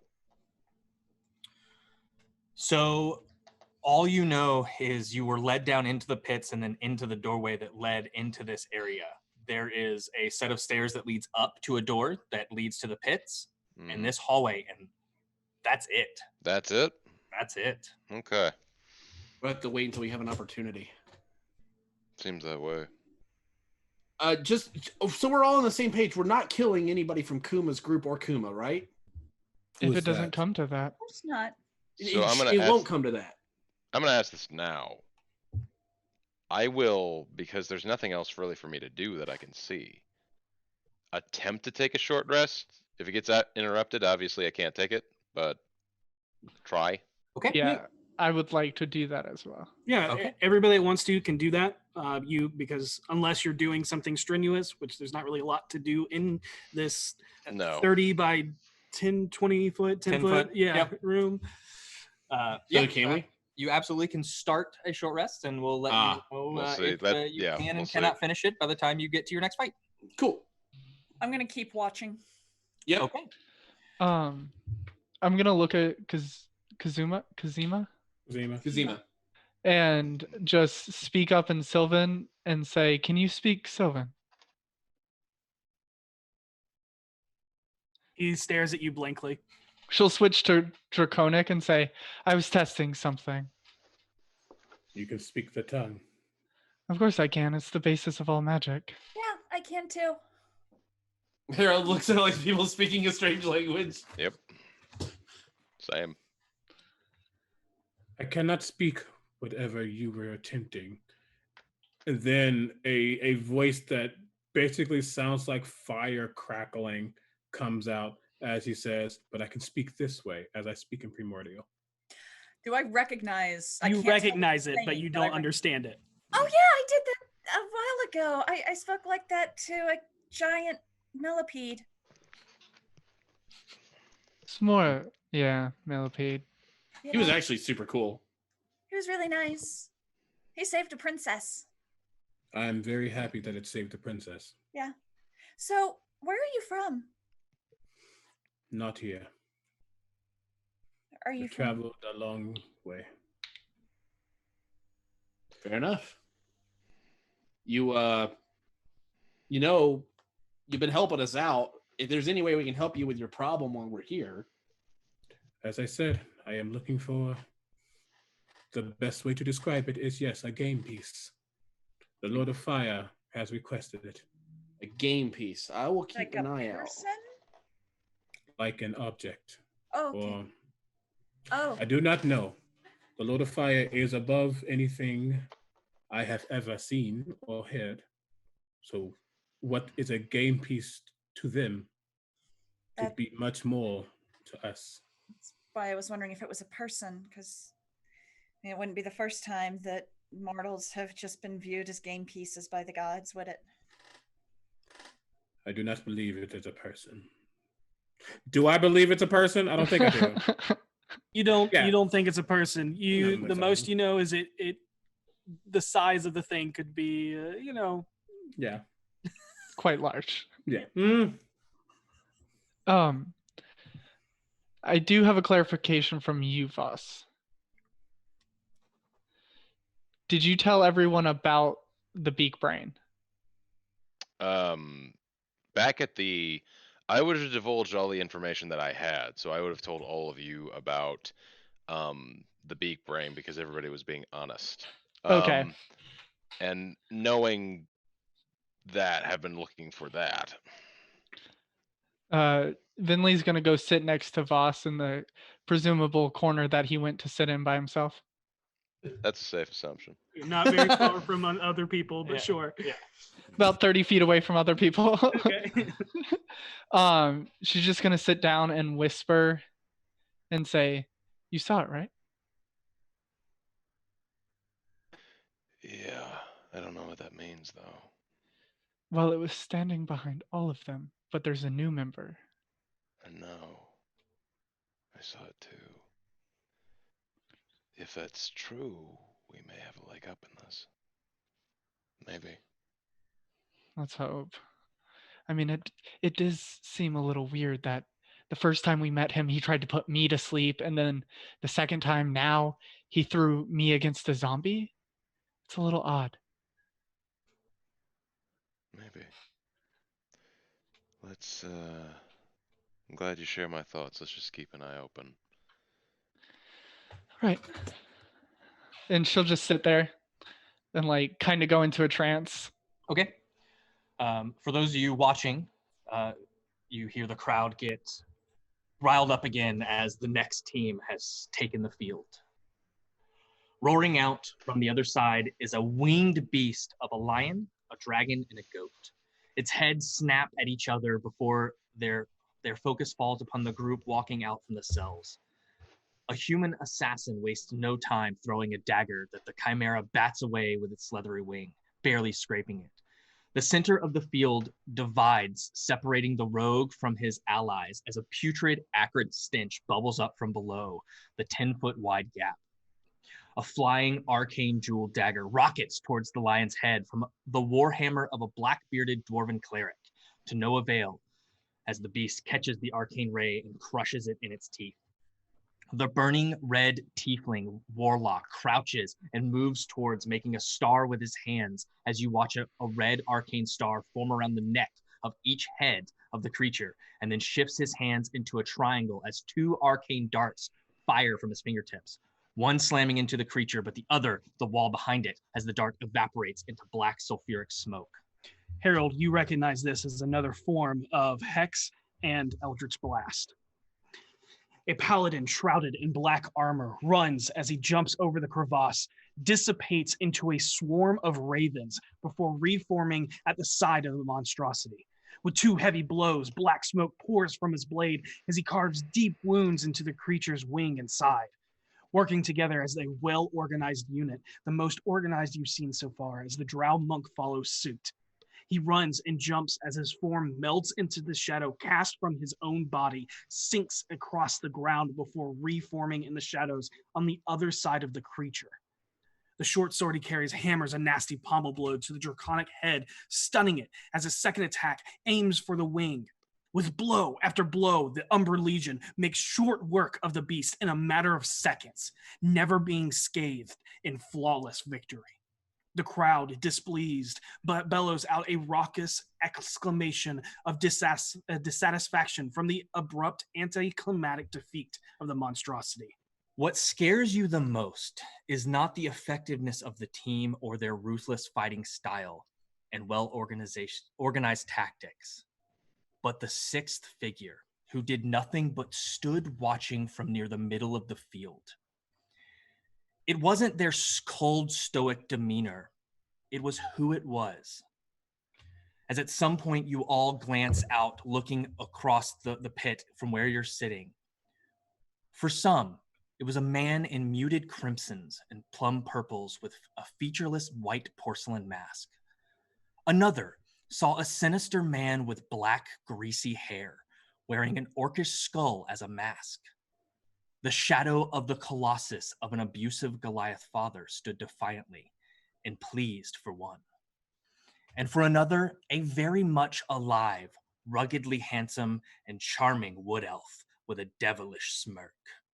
The last of you see a powerful woman consumed by darkness and influence of the far realm, or a daunting, fierce, bright red Adonis-looking dragonborn as smoke billows out of his nose with every breath. The announcer snaps away your look at this creature. Spectators, please calm down. We still have 3 more rounds to go. You will get your carnage in for today. Trust us. Trust in the Xanathar, our great provider, and praise him in all things. We will take a short intermission for bets and wagers on the 2nd round. Did you see what I just saw? Yeah. Was that the Harlequin? What? What? What? No. What did you see? I saw. I did not see the Harlequin.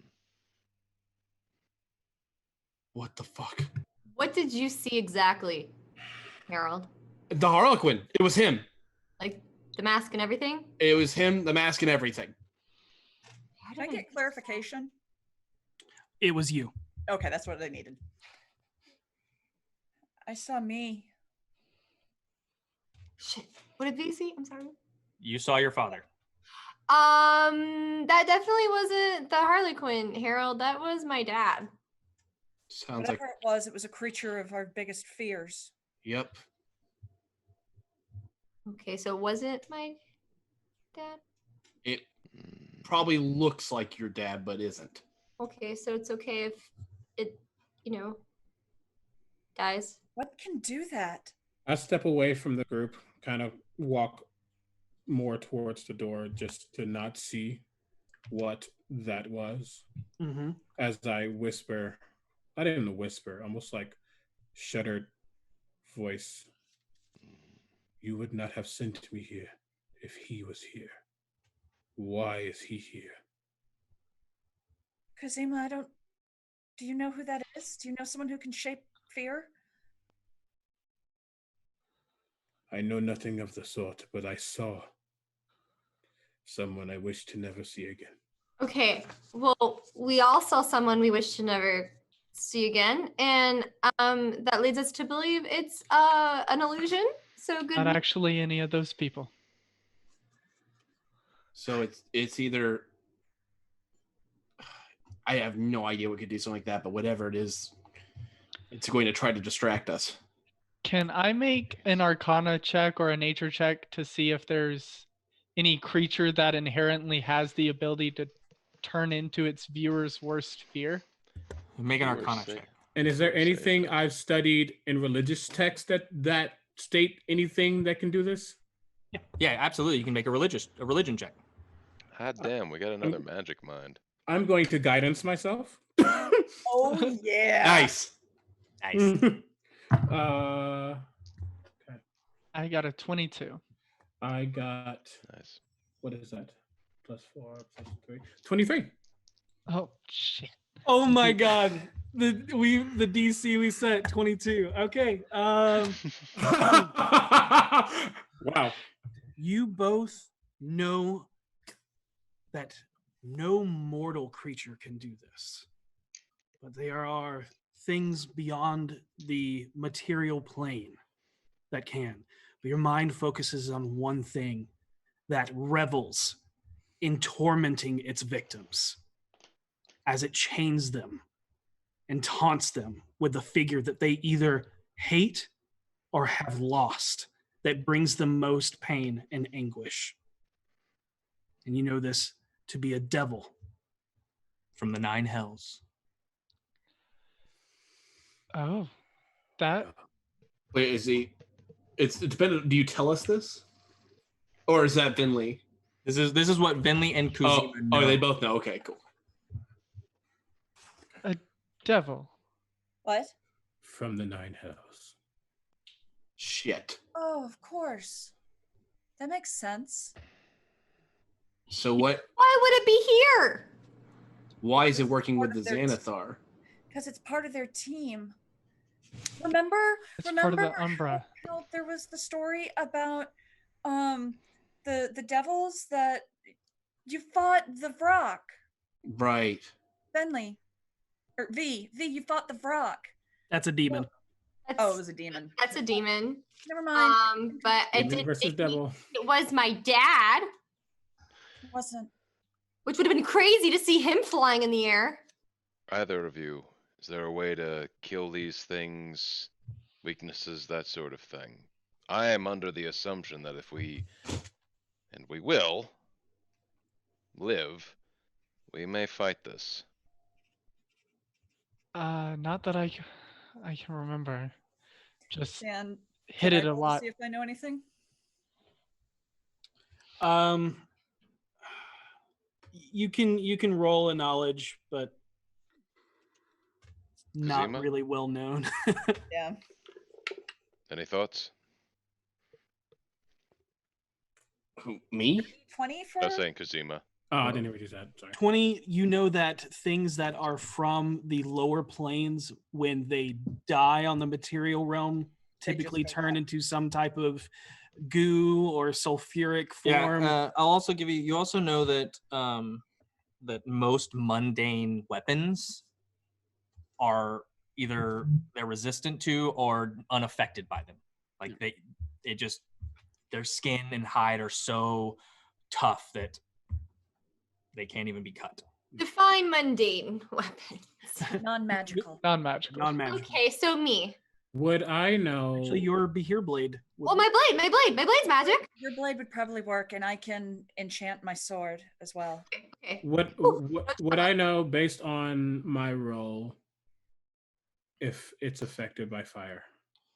Wait, weapons. Most things from the 9 hells are either resistant or immune to fire. That's what I thought. Boss, as you are sitting there, counting the seconds between your next fight, contemplating what it is you just saw, you hear a voice creep up in the back of your mind. One of my eyes is close. I can feel it. Find it. I must be whole. That is why we're here, partly. I beg of you, be patient. If we are to continue with this, I am in dire peril. I will need my full mind here. Please, I beg, be patient. You do not hear it speak again. And as you all sit around to prepare for the next round of combat, you all can take a short rest. Yay! Awesome. Remember to add that D6 because I'm Barden. Before Yeah. the short rest pops, agree. can I cast Flock of Familiars?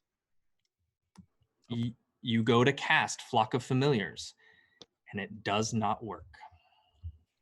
Interesting. I actually wanted to do something while we were watching the fights. Okay, that's fine. Divine sense. Divine sense. Yes, because before that fight, you would have felt it in the room adjacent to yours, like directly across the hall. Okay. You get Is it fiend. celestial, fiend, undead, or fae? Fiend. Fiend. Got it. Thank you.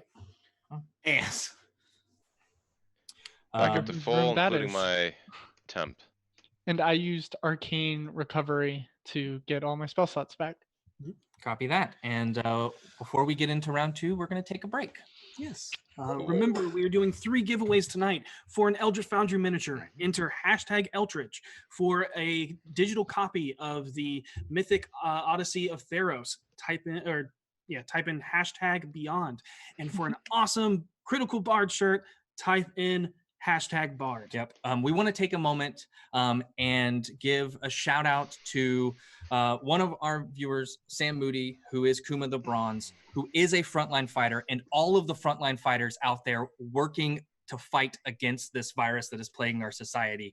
That was a little nod to them and our ode to all of the frontline fighters out there. Thank you all so much for doing what you do to keep all of us safe. We love you so much, and you all mean the world to us. Yes. Thank Thank you, you, guys. We'll see you in about 15-20 minutes. And we're back. Yes. The BFG is down inside the Xanathar's lair, met a new friend named Kuzeyma, who seems to be able to wield fire at will. He's a dark red dragonborn that has a small little fire salamander as a friend. They were forced to fight the former Xanathar, now dead, undead, now dead, now dead, now dead, and watched several other teams, 4 in total, including them, fight various monstrosities. And we are coming back to that. Yeah. The time since you fought has felt like an eternity, trapped in a cool yet stuffy room that feels more like a prison cell awaiting a trial. You watched an entire team get decimated and another go unscathed. Without a clue of what is to come or how a winning team is decided. Voss, your keen mind knows it's just minutes short of an hour before you hear the jingle of keys rattling against the padlock outside. Ready, everyone.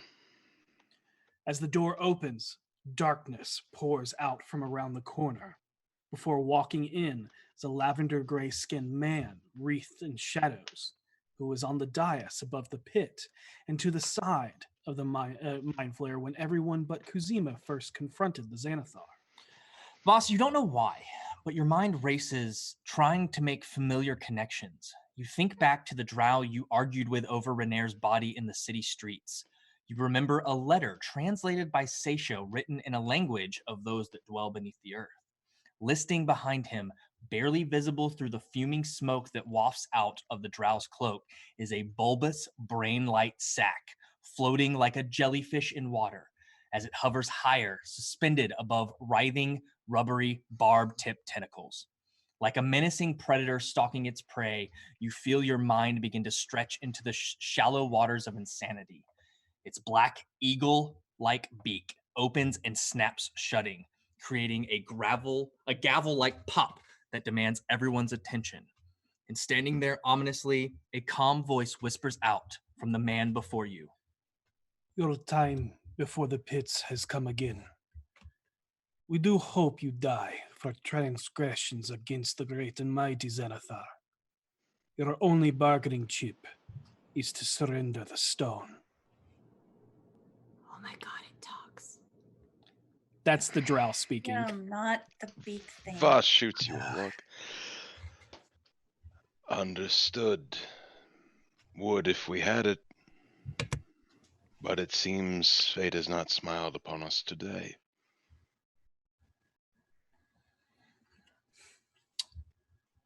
You were brought once again to the sand pits. Really quickly, with that exchanged, I can do one, but I would like to do 2. I want to know 1. I want to insight into what the hell stone he's talking about. Okay. And then if Voss actually has what they're talking about. Okay. The first one would be an intelligence check, so a history check against the stone. Great. Against the stone? No. That's a 2. 2. Yeah, you've been in Waterdeep. Oh, that's a 4. I'm sorry. That's not a negative. It's a plus. Been in Waterdeep only a couple of days. You have no idea what he's talking about. Yeah, there's lots of stones. Yeah, it could be anything. Exactly. It could be just a regular gemstone. Yeah. An Ioun stone. It could be anything. But a roll in insight. And if Voss, if you would like to make a deception check. Yep. Great. That is 25. Roll that insight with advantage if you're trying to determine whether he's lying or not. Are you considering Kuzeyma an ally? Yeah. Okay. You can roll at advantage if you so wish. Let's see if I get better than that. No, that was a natural 1. Take that advantage back. Sudden disadvantage. You get the feeling I'm lying. He's not really going to act on it. He just likes to know. Okay. The drow stands aside as the Durgar did, and the Grell stands, or the bulbous beak creature stands behind him, or floats behind him, as to usher you out down the 50-foot long hallway towards the iron barred wooden doors into the pits. Yep. We go. Daisha gives the thing a wide berth as she goes. Okay.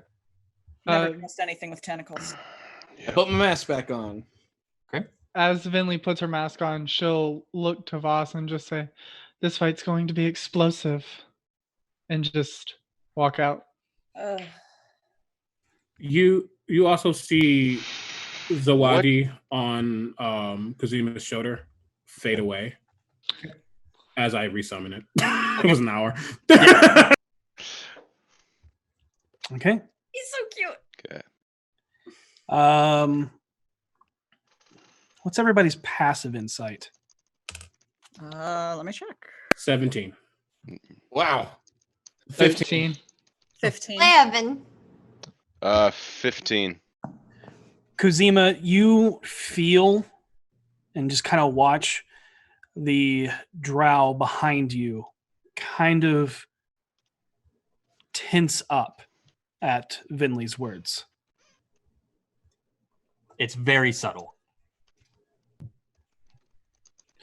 But you are brought to the sand pits once again, looking up at the crowd overhead, their eyes wide with bloodlust and excitement. Atop the dais, you no longer see the mind flare in its intellect-devouring pet. Taking the drow's place is the Durgar and the small green gazer. You can still feel the heat of their eyes burning into you with their ire. From the walls behind you, you all hear the familiar southern drawl of Kuma cheering you on from her cell. The doors behind you close as the eyes of the drow linger on you longer than expected. As he looks to you, lingers a little longer on Vinley, and then looks back at the aberration floating beside him. Harold, Seisha, and Voss, and especially Kuzeyma, can tell he is very nervous. And then the announcer speaks up. Like lambs to the slaughter, this guild of best friends got lucky in killing the undead eye tyrant. A feat many of us here could easily have done. So let's not make it so easy this time. Ladies and gentlemen, we have one hell of a treat for you. An aberration we liberated from the sewers of splendors. A creature they use to clean out the waste they pile upon us. The truest thing this city has ever made is the shit beneath this behemoth feeds upon. However, this is no ordinary Otyugh, but instead an experimental creation of our own illithid biomancer himself, Nilahor. Let's hear it for Rotgut! The drawbridge door cranks down and is nearly broken as it is slammed into the sand by the massive, grotesque, bulbous aberration hulking around on 3 sturdy, clawed, trunk-like legs. 3 gray eyes with haunting blue irises are set along the tip of the vine-like stalk that snakes from the top of its bloated body. 2 rubbery snake-like tentacles end in spiky leaf-like appendages that the Neo-Ariug lashes out in all directions. Each of you all instantly vividly see in your mind your body being shoveled into its sharp, fecal-covered, snaggletooth fangs as you are painfully devoured. What is everyone's surface thoughts at this very moment? Let's start with Boss. Kill and survive. V. I'm gonna be sick. Kuzeyma. What in the Lord of Fire is that? Harold. Everything's going according to plan. Seisha. Nihilor. The Illithid's name was Nihilor. Nihilor. Nihilor, sorry. All good. And Vinley. This filthy shit place finally has something to pick up after itself. All right.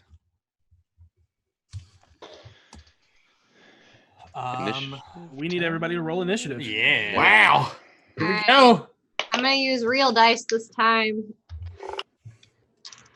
Oh, I rolled the exact same number. I did too. All right. I did not. I did not. 25 to 20. 26. Wow. Natural 20. Nice. Well done. Green flame. Anybody else? Okay, 20 to 15. 16. One at a time. Seisha. 16. Okay. And V. 19. Got it.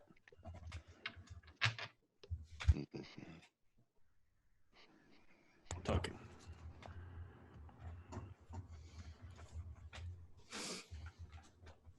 $15 to 10. 10.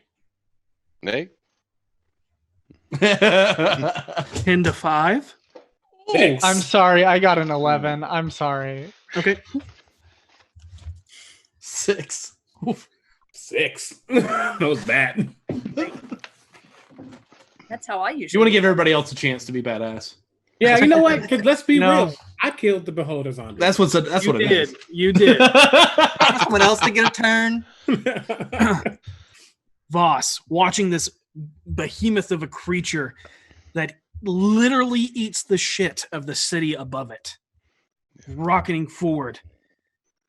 It is your turn to go. What do you do? Okay. Keen mind. I know where the pitfalls were last time, correct?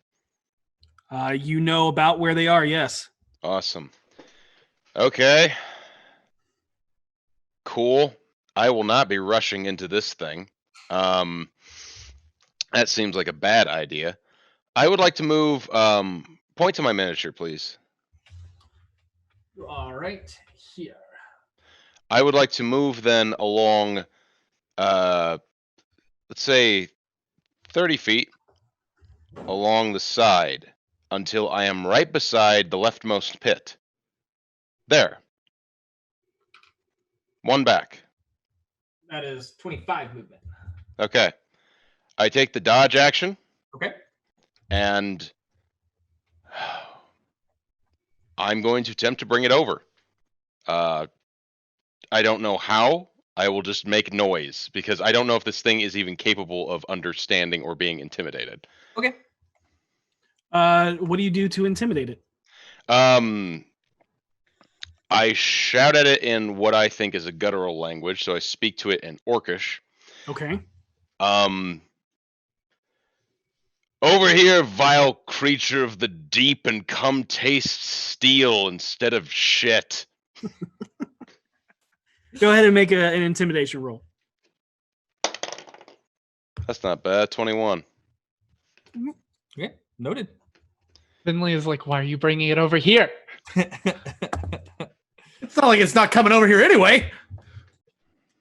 Seeing if I can get it to sit on one of the fucking things. describe. Yes. As you roar out in Orcish, you watch as the center of this place divides, as the sand literally dissipates, and you smell the acrid stench of oil bubbling up from below. This is the coolest map. V, you watches Voss slinks over to the side, yells at it in some strange Orcish guttural language or strange guttural language as the center divides the two halves of this place. You know that you could probably jump it if you so wished, or you could stay on this side. What do you do? Ooh, all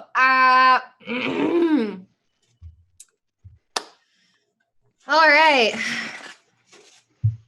So before V takes any action, who am I standing next to? Well, I guess I'm technically standing next to everybody. Yeah, you're right You're right in between Harold and Seisha. Okay. So I say, if I jump this gorge, are you guys gonna be able to help and back me up, or am I just gonna be kind of alone over there? How wide? Hey, was the welcome gorge? to being alone over there. Oh, okay. I got your back. How wide was the gorge? About 10 feet across. I got your back. I will fall with all this armor on. Okay, could you fly? Better to hold on to that until we absolutely need We it. don't want Okay. I need a decision now. What are you doing? Okay. I'm just gonna rage and run for it, and I guess I'll jump. Okay. Okay. That's awesome. Go ahead and make an athletics check. So, yep, that's gonna happen. Hold on. You are the new Voss now. You are the boss now. Yes. Look me in the eyes. You Uh, are the boss. 25. Oh, yeah. Easy enough. You jump over it. Your speed is 40 or 50? My speed is 40. Okay. That gets you literally just on the other side of this trench. Damn, it's right there then. You are still 10 feet away from it. Hopefully it goaded it into me. Okay.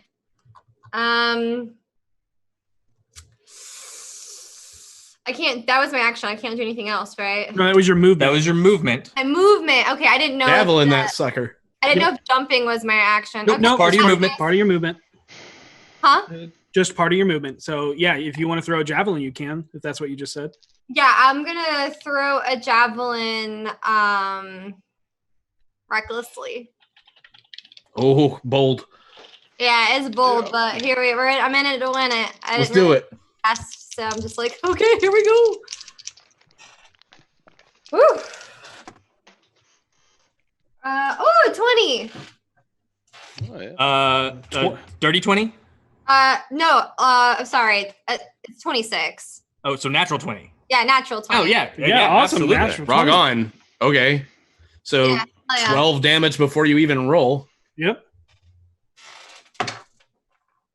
Okay, so it's 12 damage to start off with. Yep. Yeah, your blade is 2d6. Okay. And because that is your base damage die, instead of doubling those the way our crit rolls work, you take the 2d6. That's a 12. Roll Right. 2d6. And Okay. add your strength. Okay. So if that's the case, then that's 23 points of damage. Nice. Dang. With a javelin. With the Time javelin. to throw number 2. And javelin. So as you rear back and hurl this javelin, it stretches its massive maw. It has no eyes or anything like that, and there's like drool saliva that's connecting it. You put the javelin right in between the back of its throat as it like rears up, the tentacles swirling about as it comes back down. Not looking too happy. Yeah. Well, you see, V feels comforted that it doesn't have a bunch of eyeballs, because that might mean it doesn't do wisdom fighting magic stuff against her. Eyeballs equal magic as far as V is concerned with monsters. What's that next jav? The next one is gonna be 21 to hit. 21 hits. Okay. Not natural 20 this time, but hey. And then that's gonna be You're using a javelin, right? yeah, I'm using a javelin. Sorry, your damage is different. And we were going off of your sword. I believe the Oh, we damage were, on the yeah. javelin is a D6. Yeah. So go ahead and If that's the case, then the last hit would have been 20 points, not 23. so go ahead and let's just go ahead and re-roll that damage. Just to make sure you're only going to roll 1d6. And you only have a 6 instead of a 12 added. Yep. Because that is the max number of the Plus javelin. your strength. That's right. Yeah. Because Okay. Sorry about that. Where do you say your blade? So wait, so re-roll the last damage? Just re-roll the last damage. Roll a d6. Add your strength to it. Add my strength. Yes. So strength plus the d6. Oh, okay. I'm sorry. Okay. If that's the case, then it's 12, 13, 14, 15, 19 points of damage. Okay, so it can't be. So It is because it's 13. 1d6 plus my strength, then plus the 3, and then plus the 2 for raging. Oh, I didn't know you were raging. Yeah, I'm Sorry. like raging. How about that? Yep. Okay. Cool. Yeah, I raged a second time. Got it. Rage the second time. Sorry, I thought okay. I made it clear. It's okay. Yep. All good. Sorry for the confusion. Just wanted to make sure we get that right. Go ahead and roll the damage on your second javelin. So the second one is 8 points of damage. 8 damage, you said? Yeah, for the second one. Got it. So 2 javelins fly out as you watch these red ethereal beings radiate out from her again, as 2 of them run and catch the javelins, throwing them up into the air and sink them into the body of this large, massive creature. V roars and runs over this pit, landing on the other side. As then this other creature then roars out, and in your mind, V. No. That one or that one? That one. Yep. You hear. Your eyes lock with the 3 in a line on the end of its swaying dorsal tentacle stalk. You are mesmerized by the undulation of the pulsating iris as you feel your body begin to lock in place. You do have eyeballs. I need you to make a wisdom saving throw. No. I didn't have eyeballs. That's specifically what you hoped wasn't there. The one thing I hoped wasn't there was multiple eyeballs or one just eyeballs in general, honestly. Yeah. If it's less than 2 or more than 2, I'm not happy. What about Biblio? Not 18. happy.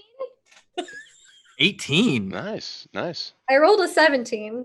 All right. Your mind has been altered and controlled and manipulated by things from the far realm where this creature is from, but you've seen things way worse as you still yourself against the undulating, pulsating eyes that seem to want to lock your body in place. Not today, eyeball bitch. All right. Okay. That is. Yeah. That's it. Yep. Yeah. It is now Seisha's turn. Okay. Well, I can't really jump that pit, so I am going to let me see what the range on this is. Okay, I'm going to go up as far as I can. Okay, you're gonna walk up to the trench. Yeah. That's And 25 feet of movement.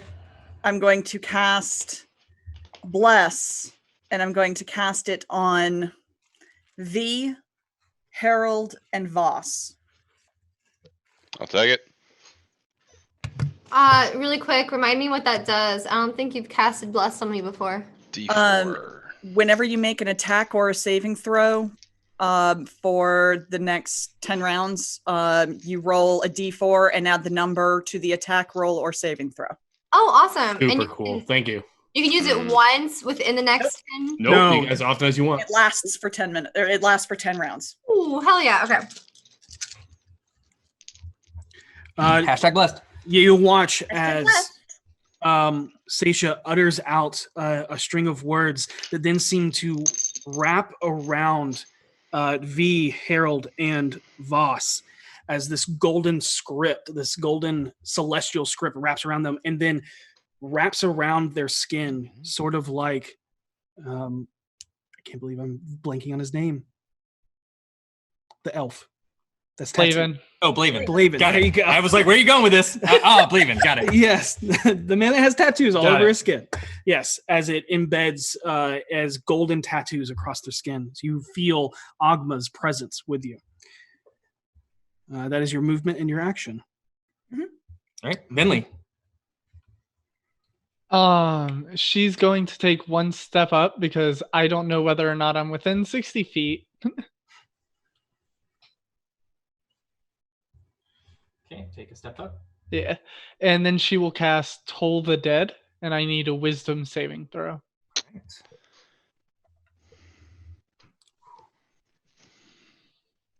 That is a dirty 20. Yeah, of course Ooh. that saves.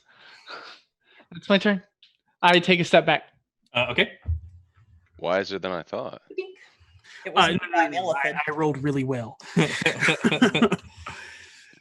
It just seems to be focused on pure hunger and rage as its mind seems to completely block out the sound of the bell ringing around it. Harold. I'm going to. Can I make it across the chasm? You can certainly try. Do I have? What I mean is, do I have enough movement to even get to the point where I can jump across? It is 25 feet of movement to the edge of it. Does that mean I can't jump the other way, or the full way across? What is your strength score? 11. No, you because it counts. Every bit of you jump counts as part of your movement. Yeah. Right, I figured as much. So you would need 35, 40 feet of movement to make it all the way across. Okay, totally fine. You could use your action to dash and jump across if you so wanted to. No, I think I will help V more being able to do stuff. Oh man. Let's try this. Let's do we're gonna go ahead and why not just hex them and then Eldritch Blast. Why not? You know, if it works, it works. If it ain't broke, don't fix it. Right, exactly. I know every Warlock player in the world right now nodding at me, smiling. Again, you watch as you pull the mask. You just act like you're taking it off, but you pull an ethereal purple one in your hand and toss it towards this Otyugh, massive Otyugh, bigger than any normal one is, as it latches onto the front of its maw. It is now hexed. And the first hit's a crit. And the second hit is an 18. Nice. Both hit. Yep. Okay, cool. First one's damage will be, let's see, so it starts at 16. No, spells, you just double the dice. Right. Okay, cool. So double both dice. Got it. Yep. So you should roll 3d10. Right. So Plus let's see 10. here. So 3d10. Let me do this.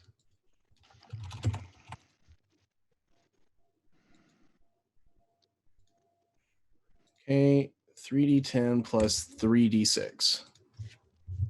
So the first attack is worth, oh my gosh, 25.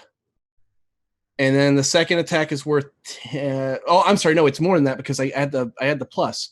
So it's 17, 18, 25, 30 for the first one. And this. So when I said 3d10, that was all both of your attacks together. Right. That the first attack is I rolled a 7 and a 10 for 17. Mm-hmm. And then I rolled. I'm sorry, it's 24 before I add the 5. And then you doubled your hex damage dice. for 2d6, right? Right. So it's 17 plus 6, making it 23, plus 1, making it 24, not 25. And then plus 5 for my charisma bonus. Got it. So 30. So 29. And that should wound it. No, because it's different types of. Because your hex is necrotic. Yeah, absolutely. That's absolutely correct. And then the second attack in total is another 15. Got it. Okay. So what he's going to do is Harold's going to basically he's going to take the knife and he's going to throw it, but then it looks like he almost dropped it behind his back. What happened was it split, and then he catches the second one beneath and flings it up. Nice. Got it. As both slam into its large form and then again burst into a crystalline explosion that then dissipates into purple smoke that reappears back in your hand. You gonna move? You gonna stay there? I can't move any further without risking jumping into acid. So I will. Yeah. I will get to the edge and I will wait until next time they get across. Kuzeyma, you see everyone charging forth, just unleashing a barrage of blows against this creature. What do you do?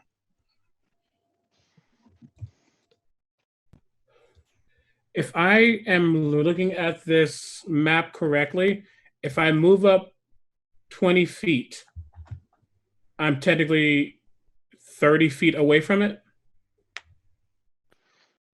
You were 35 feet away from it. Okay.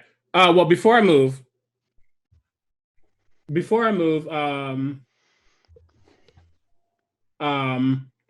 I'm still within range, 1, 2. Because if I'm looking, that's okay. Okay. I very much noticed and chuckled to myself when a certain paladin used the spell, as I also slammed my my staff into the ground as Venli, Seisha, and myself feel fire birth beneath us as I bless us. Yes. Super cool. They just turns around and grins at him. Because nope. And then I move forward 30 feet. Can you say I'm 35? Yeah, once you move 20 feet up, you're 35. But you can move right up next to Harold, and you are 30 feet away from it.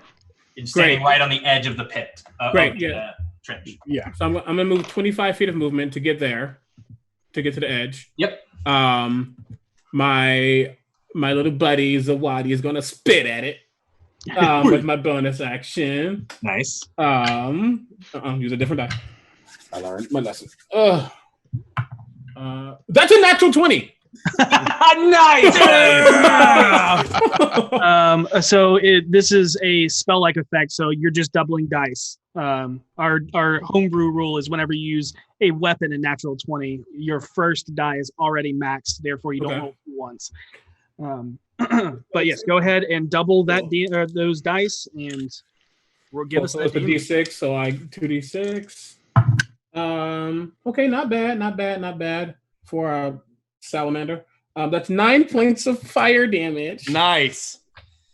He's so happy. See, we're not the only ones with a pet Salazar. And then using the last of my 5 feet, I scoot back. Okay. Not standing at that. Nice. Look.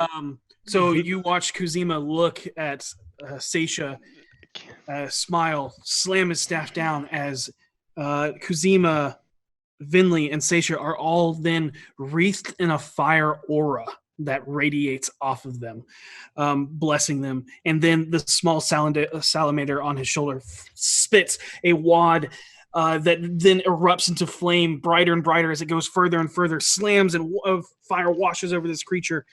And Voss, it did not seem to head your way, although it is looking towards you.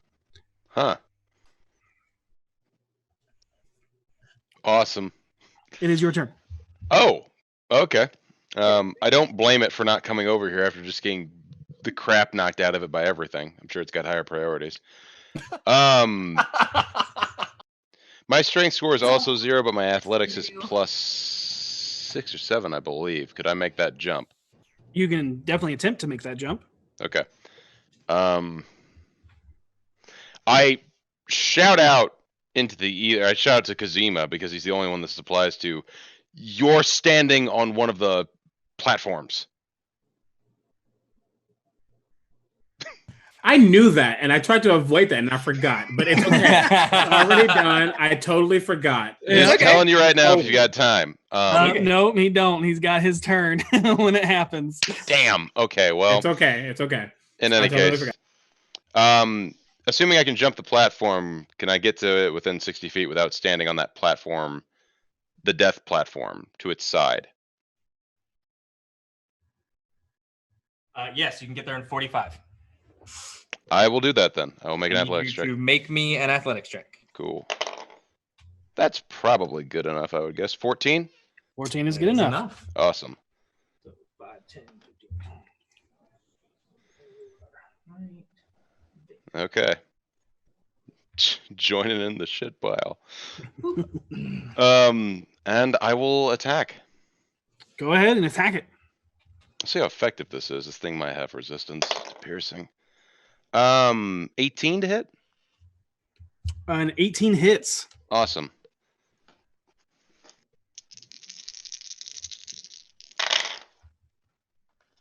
It's not bad. 10, 15, 21 points of damage. Copy 21 points. Yeah, that's it. That's it. Yep. So as you stab your rapier into it, there's this almost like sloshing, just mucousy flesh buildup on it as your rapier goes in and pulls out. The stench radiating from this thing is awful. It smells worse than the sewers themselves. Yep. But it is now the Layer's turn. All right. That's fun. No. So I don't know what it is, but you said that's fun, and that scares me. Don't like it. The crevasse rematerializes as sand just forms and like bubbles across until it fills the entire area. But through the gas of the acrid oil that pushes up between the cracks, you see a small spark that then ignites a torrent of flame that divides both sides of the arena as a wall of fire radiates out from the center. Shit. Well, that's not fun. Well, I mean, if it's going to be any element, this is the element we want it to be. I'm just saying. If you can control fire. That's totally fair. That'd be really cool. Voss and I are on the same thoughts. Yeah. That's what I'm saying. It's the one element we would want. I'm doing Do something. that, actually. I would like healing element to radiate throughout the pit. Well, fire isn't just damaging; it can also be revitalizing. So you say. I need a dexterity saving throw from Harold, Seisha, and V. Okay. I don't want to. Remember, everyone is blessed. You can roll a d4 with your saving throw. Please. Everyone is blessed. Kuzeyma is just out of the Nice. area of heat. Because he took the 5-foot step back. But you know what? If you hit me anyway, do it. Do it. See what happens. Try me. Okay. I'm hoping I don't need the hashtag blessed. I feel like I rolled well enough. Okay. So Roll we'll it anyway. Harold, Yeah. 15. Anyways, all right, I'll roll it anyways. You don't know. And it This may doesn't. be really boss fire. It doesn't affect your. Okay, Harold. 15. You just at the last second throw your coat up and duck down. The heat still hits you. You're gonna take 13 points of fire damage. Seisha. 10. You caught off guard and unable to get out of the way in time. You take 27 fire damage. Oh. Got it. And What was your total? V. Oh, I'm sorry. I thought you were waiting on someone else. 17. You again, kind of seeing it come up, kind of duck and roll into it. You're gonna take 13 fire damage. But this torrent of flame blocks the view from anybody that is on the south side of the arena, unable to see the creature or those on the other side. Question. Is the operator of this thing within 60 feet? Operator of what thing? Is this like a machine that's activating? You don't know. That's fair. That's fair. Harold, you have Hex up, correct? I do. I should roll concentration. Yep. Here we go. Seisha, Who, you have 10? Blessed up. Yes. You save. Seisha, you have blessed up. Make a concentration check. You got it. Remember, Nice. this still has D4s added. Yep. Oh yeah, Oh wow, then yeah, better than Blessed to save your bless. you're still good. 22. I forgot about that. Got it. Blessings. Got it. With the fire dividing the area, V, you see that. Is she the only one on that side? Boss. V, No. and you see yourself and Voss, the only ones on this side. You see Voss entangled in combat with this thing. What do you do? Oh no. I'm gonna run up and attack it recklessly. Got it. And I'm still raging. So heads up. I don't think there's enough space to. So another natural 20. God, now this one's gonna get the full 12. And this one's with the sword. So yeah, that's 27 and then 22 to hit for both hits. Jeez. Amazing. Yeah, you hit on both of them. Roll your damage. All right, heckers, yeah. Let's do it. So we've got okay, so that's 12 plus 5, 17, 23 for the first one. Oh wait, no, 23 plus 26 for the first one. That is one type of damage, if I am not mistaken. Yes, it's slash. Roll a D6. Huh? Roll a d6. You wounded it. Okay. 3. Okay, 2 seconds. Okay. And then for the second attack, it's 11, 12, 17 points of damage to hit. 17 points of damage. Got it. Mm-hmm. As you cut into this creature, you watch as you hit it and slash in, and you cut deep with that first gash, and you see blood begin to just pour out of it, and it's this like almost black ichor-like blood. And as you finish your turn and it goes, you watch as it rears its tentacle up, getting ready to swing at you and Voss, but you watch as the wound sputters blood even more harshly, and it convulses. As like it herniates and you see organs begin to push outside of the wound. Oh yeah! And That's awesome. it is unable to attack this round. Oh, that's awesome. That's good. Fucking kicking its Good ass, work. V. Good work. That's Harold too. Harold, you're kicking its ass, V. That was huge. That was That was huge. because now it doesn't get all of its attacks on y'all. Seisha, From when we were here previously, how far away was the chamber we were in? Well, it doesn't really matter. I can't get to them. I can't really do much. So I'm going to cast locate object and look for the eye. Is it within 1,000 feet of me? It is not. Okay. Oh wow, what a brilliant fucking power play. Smart move.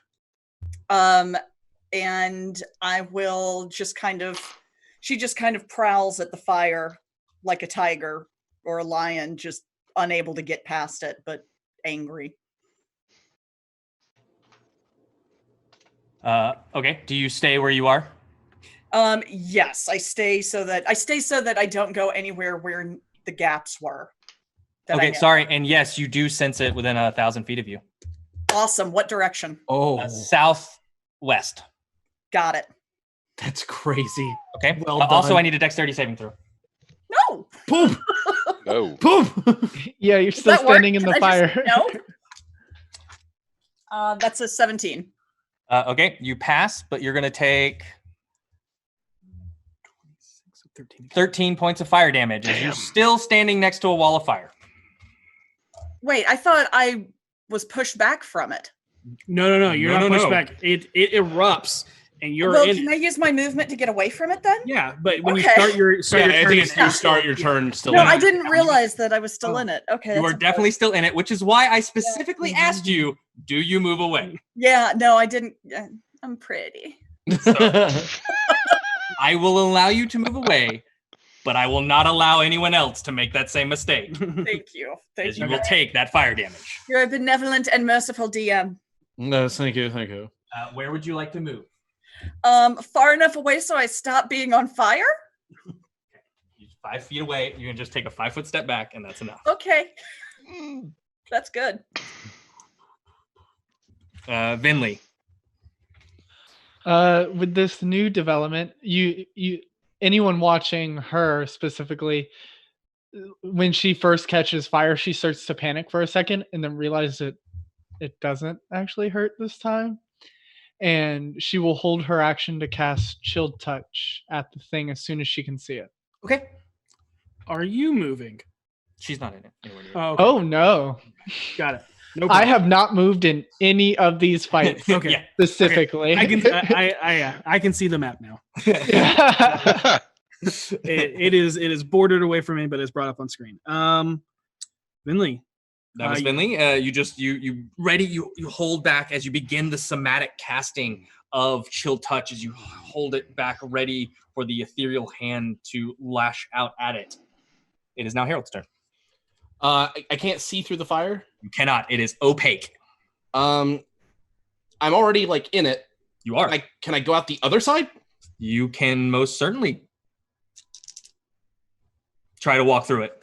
I mean, I'm not trying to walk through it. I mean, if I'm already engulfed and I'm going to be burned anyway, why not just go out the other side?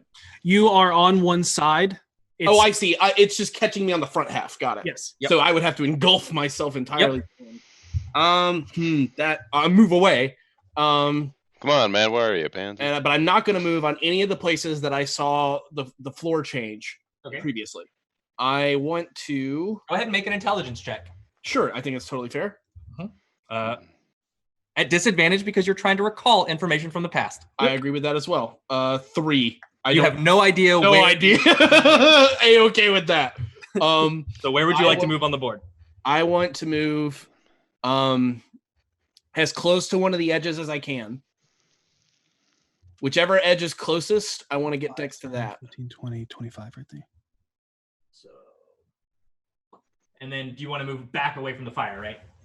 Yes, if I think I'm going to be burned, then yes. Okay. There you go. I don't see any way to climb it, do I? The 20-foot pit? Yeah. No. I will.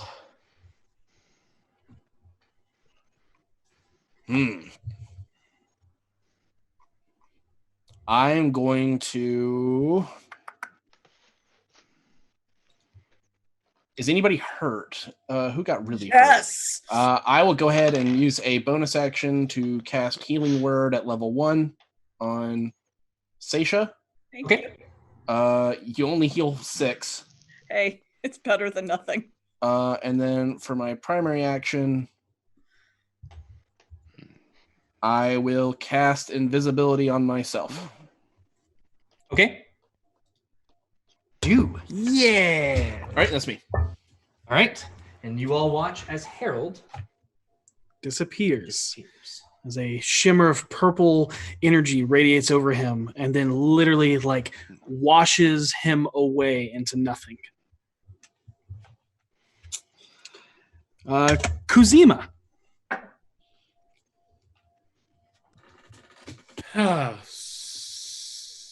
So question. Mm-hmm. I can't see anything. You cannot. There's a spell. Many spells specifically say that you can see. This one does not. Correct. It is. This wall is opaque. No. That's what I'm saying. There are many spells that say that you can cast it with something you can see. This one does not. Got it. Okay. Fair. If it doesn't say it in the text, then. And let me make sure I'm not lying to you. Because you know my eyes. I'm wearing contacts right now. They look badass, I was going to say. It does not. And that's fine. Because you're going to try to use fire against a literal fire person. Okay. He holds out his unsheathed. The hand is not holding the staff. Okay. And this is more flavor, but it's okay. Give it to me. The wall of fire begins to almost shake in a certain 5-foot area as a flaming spear shoots from it towards. Oh, I love that. Nice. So I love you looking into the flames, you see your god begin to speak to you as you see the image of a ball of flame engulf around this creature. You then harness that power, and pull the fire from inside you and the flame of the wall itself and push it forward as you extend your hand out as a orb that is it 10 foot wide? It is, excuse me, it is 5 foot wide. 5 foot wide, a 5 foot 5 foot diameter. Yeah, 5 foot spherical orb rockets towards you, V, and Voss as it then swirls around this creature. Yeah, and I make sure it doesn't touch them because I can do that. Yeah, I know. And then just wording, any creature that ends its turn within 5 feet of the sphere must make a dexterity save. So I'm gonna make it so like they aren't close to it. Yep. And making sure other things, blase. Yeah, that's that. And yeah, that's what I and for the Bible said no, I take a step to the left to get away from anything that I previously fell in, the exact same spot. What was that second part? I'm moving over one square over to the left. I fell in that exact same spot. You did. That is literally the exact same spot you're standing in, so I'm like, in the first round. I know this one. And I was like, no. Okay, and that is action and movement. I'm not going to use any bonus actions because I don't need it. That's me. All right. Voss, cut off from your friends, you see this spherical orb of flame rocket towards you as it then radiates around this creature. V, at your side, taking on this creature as you see her gash into it, causing it to hesitate in its attacks. What do you do? That was a second level, too, just so you know. Second level? No, Got it. I did. It's backed up against the wall. There's no way I can flank. Correct. I just attack then. Okay. Does a 16 hit? A 16 just hits. Nice. My to hit is good.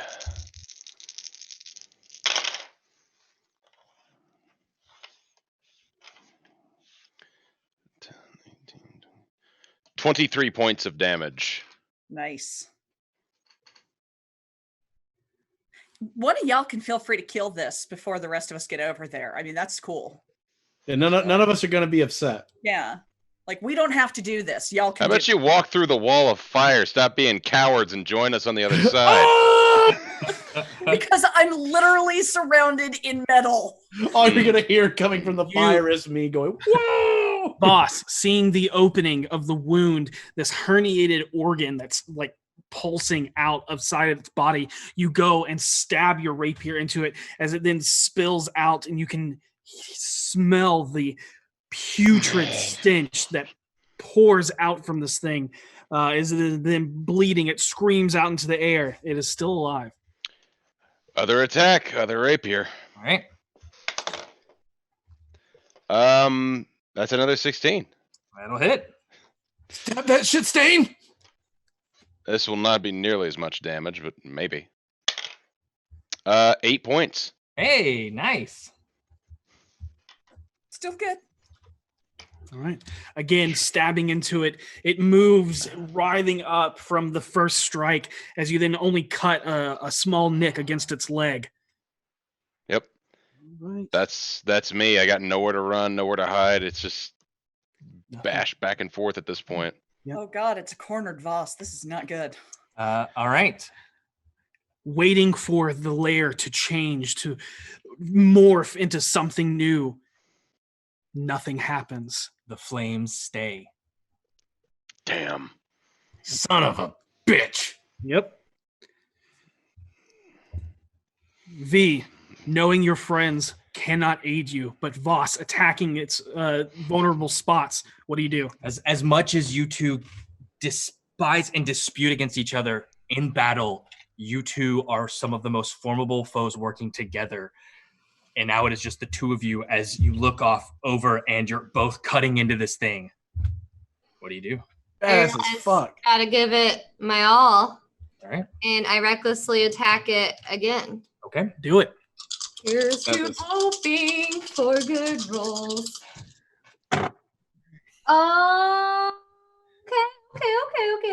Okay.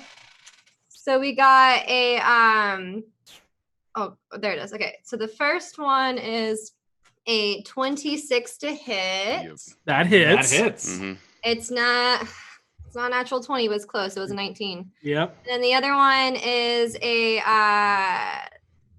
23 to hit. Both of those hit. Lay Hecker that damage is- in. Yeah. Okay. Roll So high. I'm gonna roll for Roll first die. damage. Whoop. Sorry, my dice are falling all over the place. All right. So, Cheese, if you could get out of my roll drawer, thank you. Cheese, come now. So first one's gonna be crap. I need to pull up. Damn you, Cheese.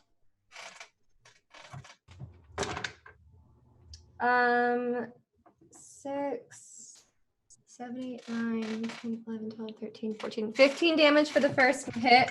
Okay. And then oh wait, I can't use that for that.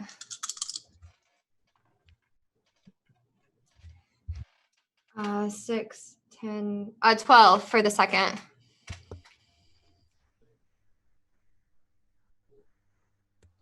Okay, you cut into it. 2 slashes up into each other as you cut out, spilling more. You can start to see more of its entrails begin to pour out. This thing is barely hanging on, but it is still standing. Oh! I so thought I killed it. Okay. And as it does, almost in a last ditch effort to just do what it is literally made to do, and that is consume. It goes after UV with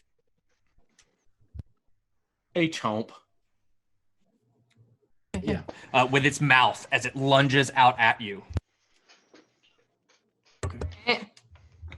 It will roll an advantage because you reckless. Right. Damn.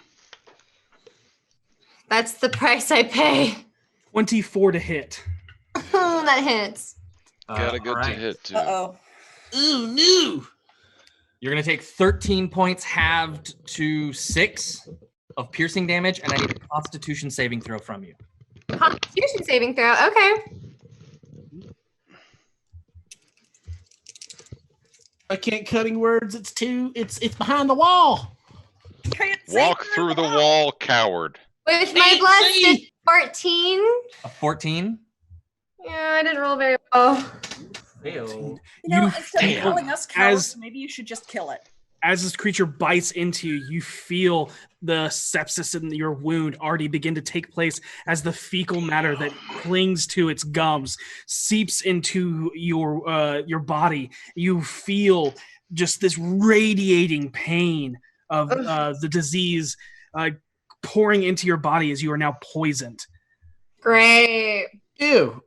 And you watch as 2 of the tentacles, one lashes out at you, trying to wrap you up, V, and the other on you, Voss.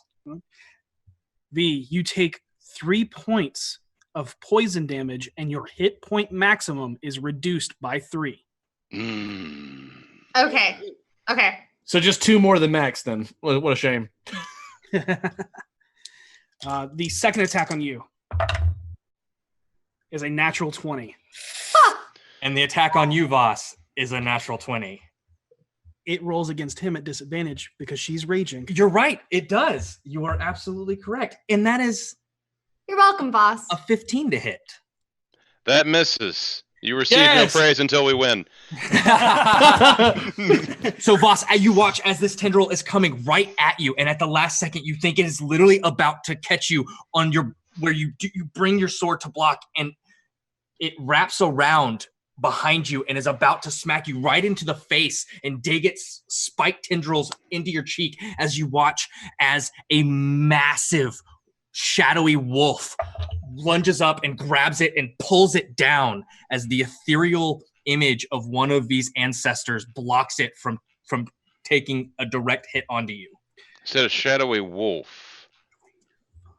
Yeah, the wolf that belongs to the spirit. Yep. Yeah, is One of this her rage spirits. Vagal? I need the name list. We'll get it to you in a second. Okay. And mimicking the other tendril, one of them snakes around you and then clings onto your face as you then feel it constrict around your body, where it would do 25 points of damage. Because you are raging, it does 12. You Wow. are now grappled and restrained. And Okay. poisoned, grappled, and restrained. Yep. To answer your question, the owner of the wolf is Onivia Wraithborn, and the shadow wolf is named is Umbra. I actually know this. You do. I was there. I've got keen mind. Yep. And I thank Onivia? Onivia Shadowwalker Veterok for the assistance.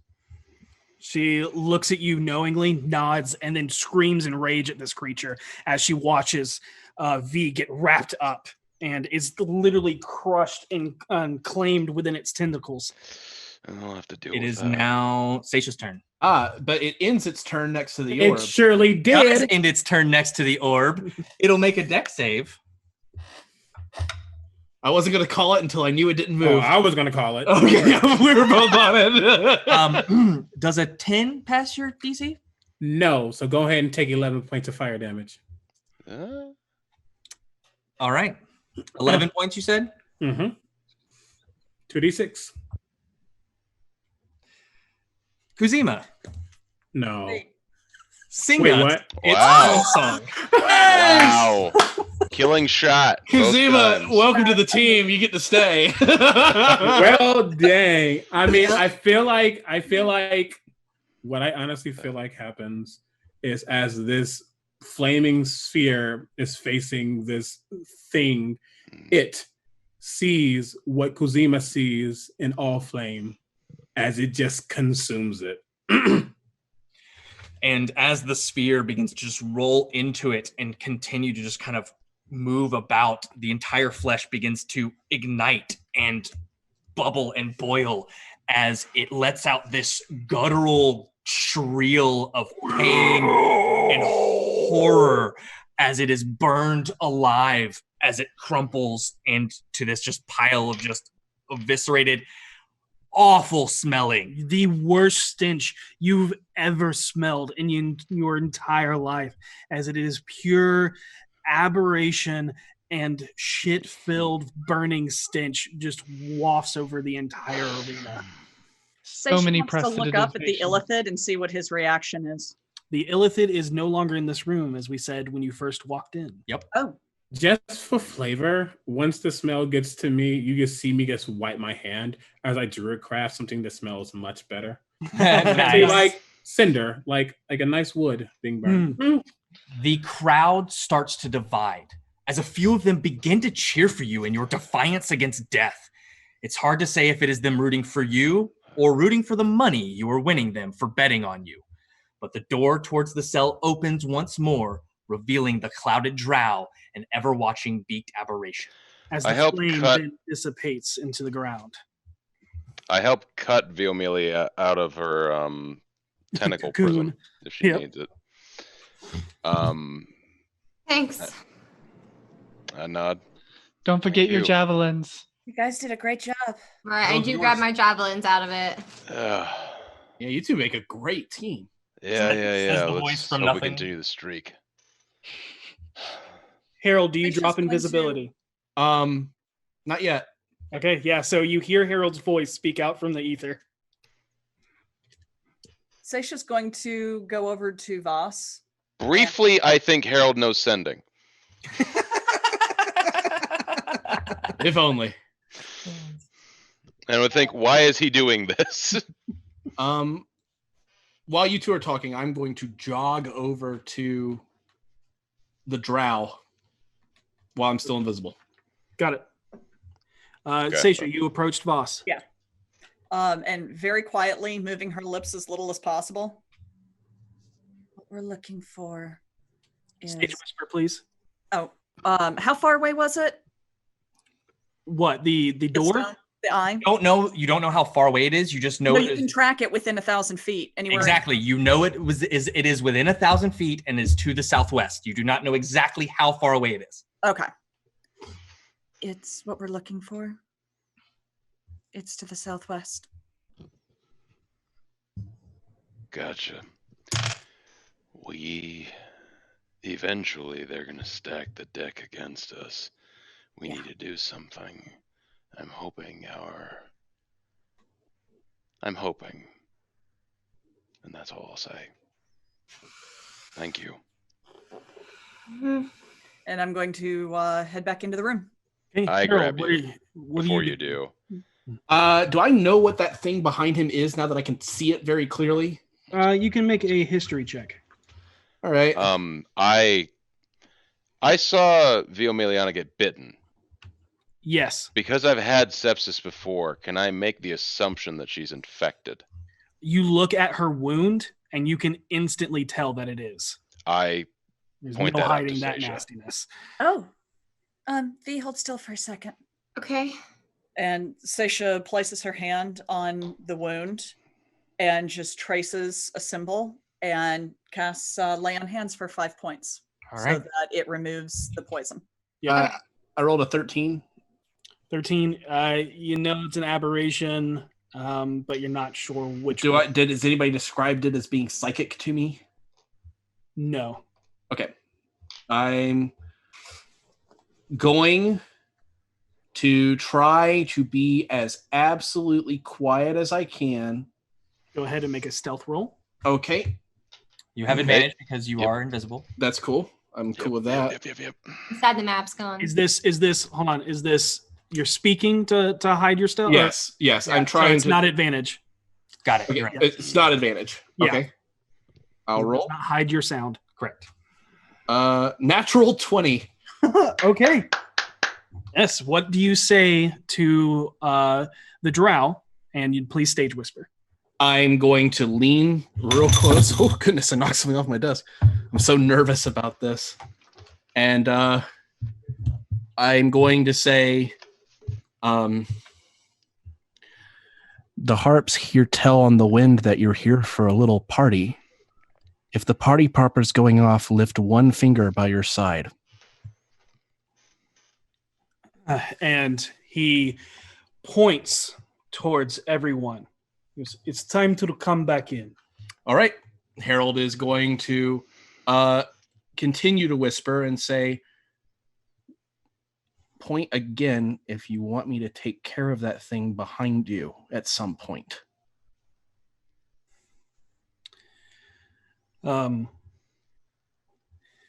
He goes, he can just, like, Harold's saying you can just lift a finger from like you're making a fist, you lift one finger. I understand that. Okay, that's fair. Yeah, he's working on more knowledge than I am. Got it. Yeah. And he goes, you can heal inside your cell. All right. He points towards Seisha healing. I'm going to carefully move back towards the group and then unstealth near them. I nod. No, I don't press my luck this time. And you're gonna come out of invisibility, but not next to him. I'm going to move back towards the group. Okay, and then come out of invisibility. Okay, noted. As you guys make your way in and head back in, the door closes behind you as you hear the muffled words of the announcer beginning another rousing speech for the crowd, commenting on the disappointment of not watching you all join the Fallen. The Dark Elf pulls the cell keys from the tendrils of the floating creature as he ushers you into the room. And as you all go back in, he says, if you have family, or if you are a brother to or uncle to any, I would make my peace now, for you do not have much time left. Voss, you know this to be, if you are an ally, a fellow thief, or a contact from the outside, tell me now, we do not have much time. I say to him, and thieves can't, trying to keep up the ruse as much as I can, not particularly knowing thieves can't, mentioning perhaps I have an uncle. You don't have to say the special words. You can speak. But I bring it up. Yeah.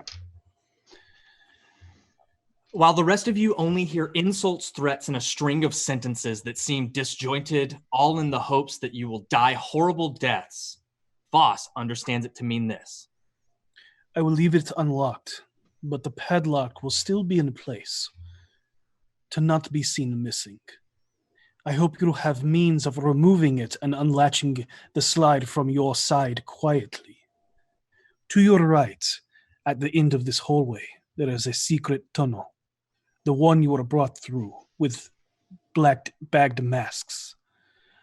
I will meet you in there, and will need your help in getting rid of the Grell. We do not have time to waste. We have less than an hour. I will explain more when the Grell is gone. We cannot be caught. So make sure to be silent. Time your evasion carefully and leave no obvious signs of your escape. If we are caught, I will have to turn against you, if necessary. It is purely survival if I aim to see my brother again. Okay, make sure I got the gist of this. His words come to an end. Just getting clarification. Sorry, go ahead. To the right, a secret tunnel. Need help to get rid of the Grell.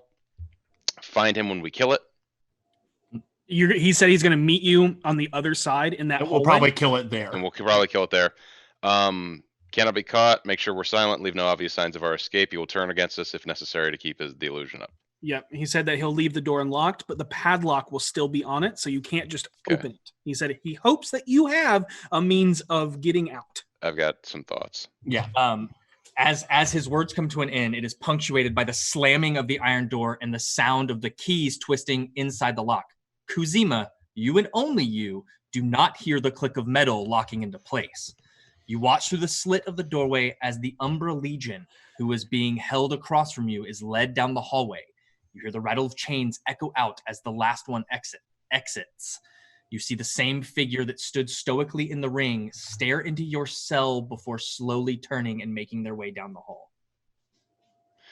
My apologies. Our door, I didn't hear it lock? Correct. Gotcha.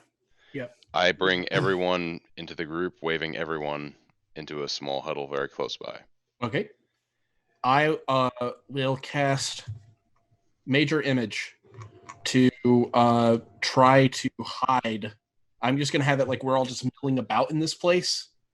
How much radius is Major Image?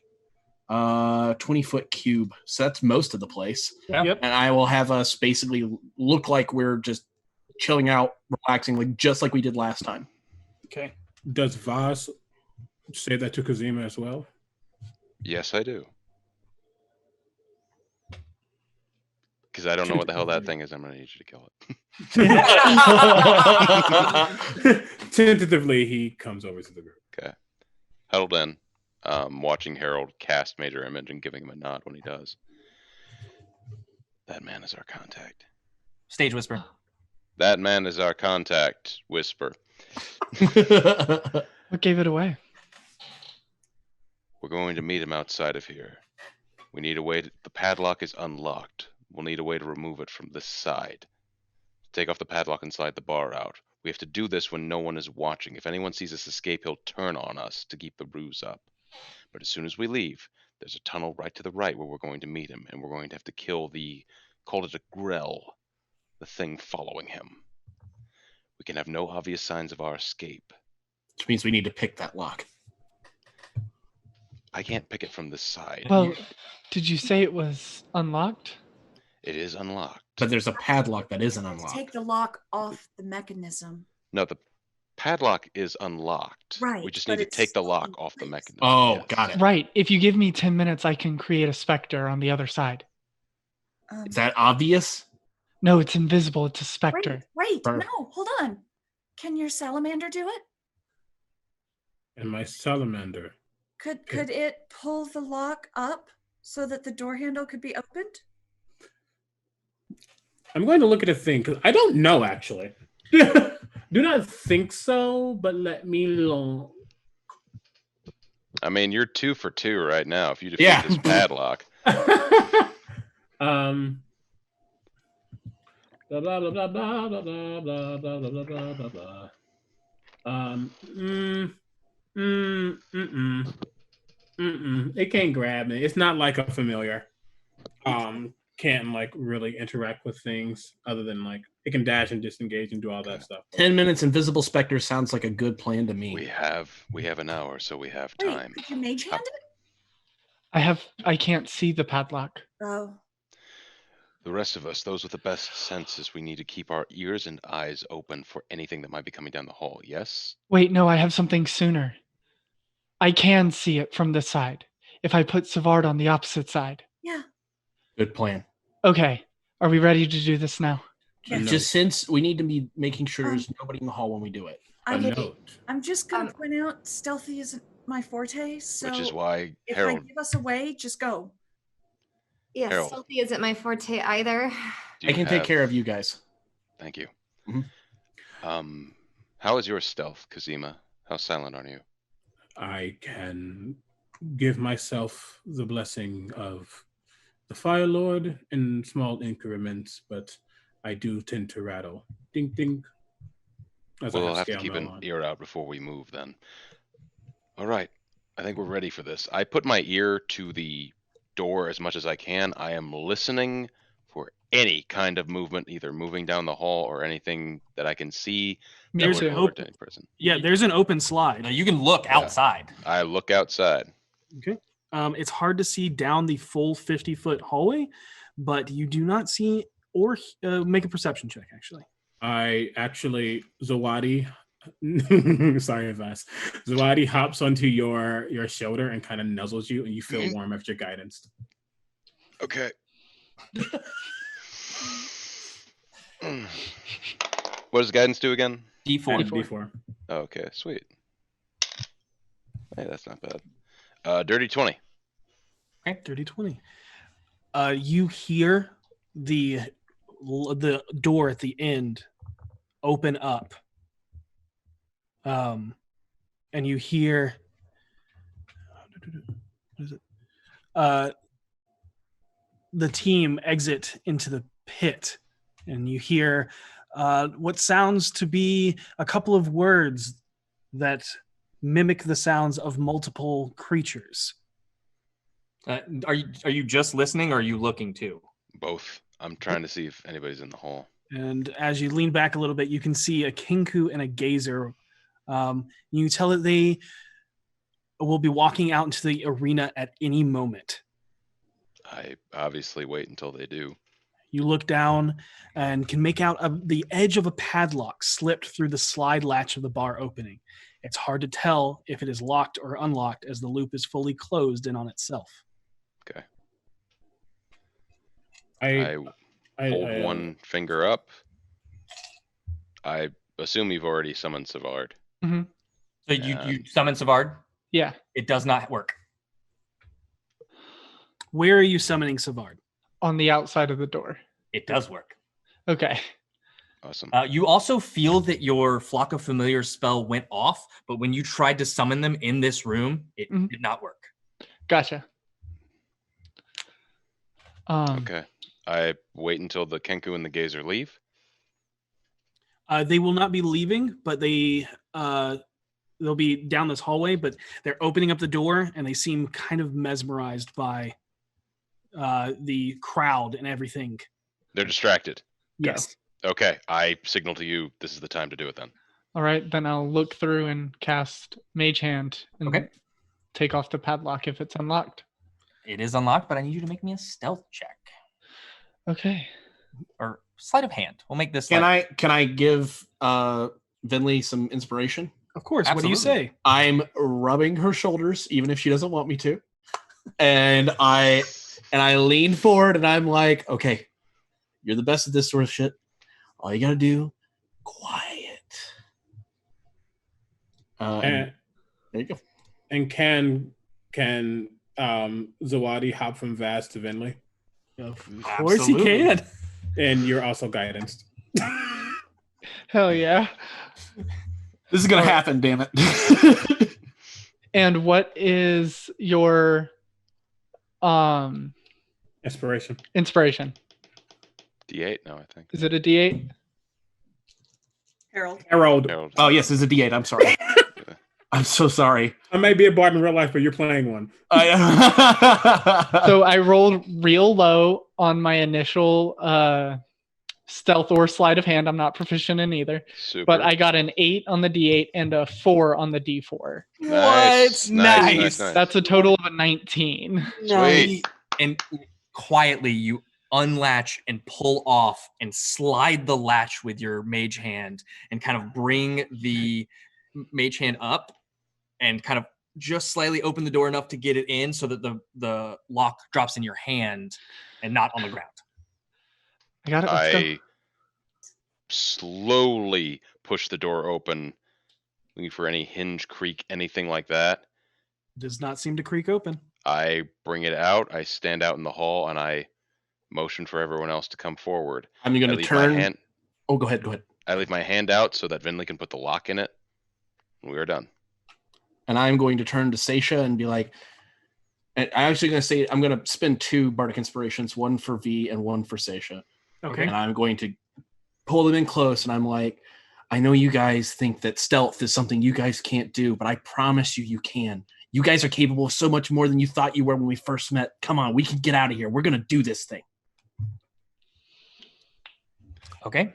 And Also, I'm under the assumption that Seisha healed V of that disease at some point in time. Yes. Mhm. Did Okay, not cool. heal her health-wise, but definitely removed the poison disease. Yeah, we'll Okay, get so there. And 5 wasn't for health. no, it was the 5 was just for disease, but it did cure the max Poison. reduction. So you're no longer reduced max hit points by. Okay. I'll have this. I'll right before Voss opens the door, knowing that because Kuzeyma really doesn't know what the shit is happening, but he feels like this is right, and he actually touches the orb of the staff to the ground, and then 1, 2, 3, 4, 5, 6 tendrils of fire slowly go to each of our feet as a small flame lights, and then ash dissipates from it as we're all passed without a trace.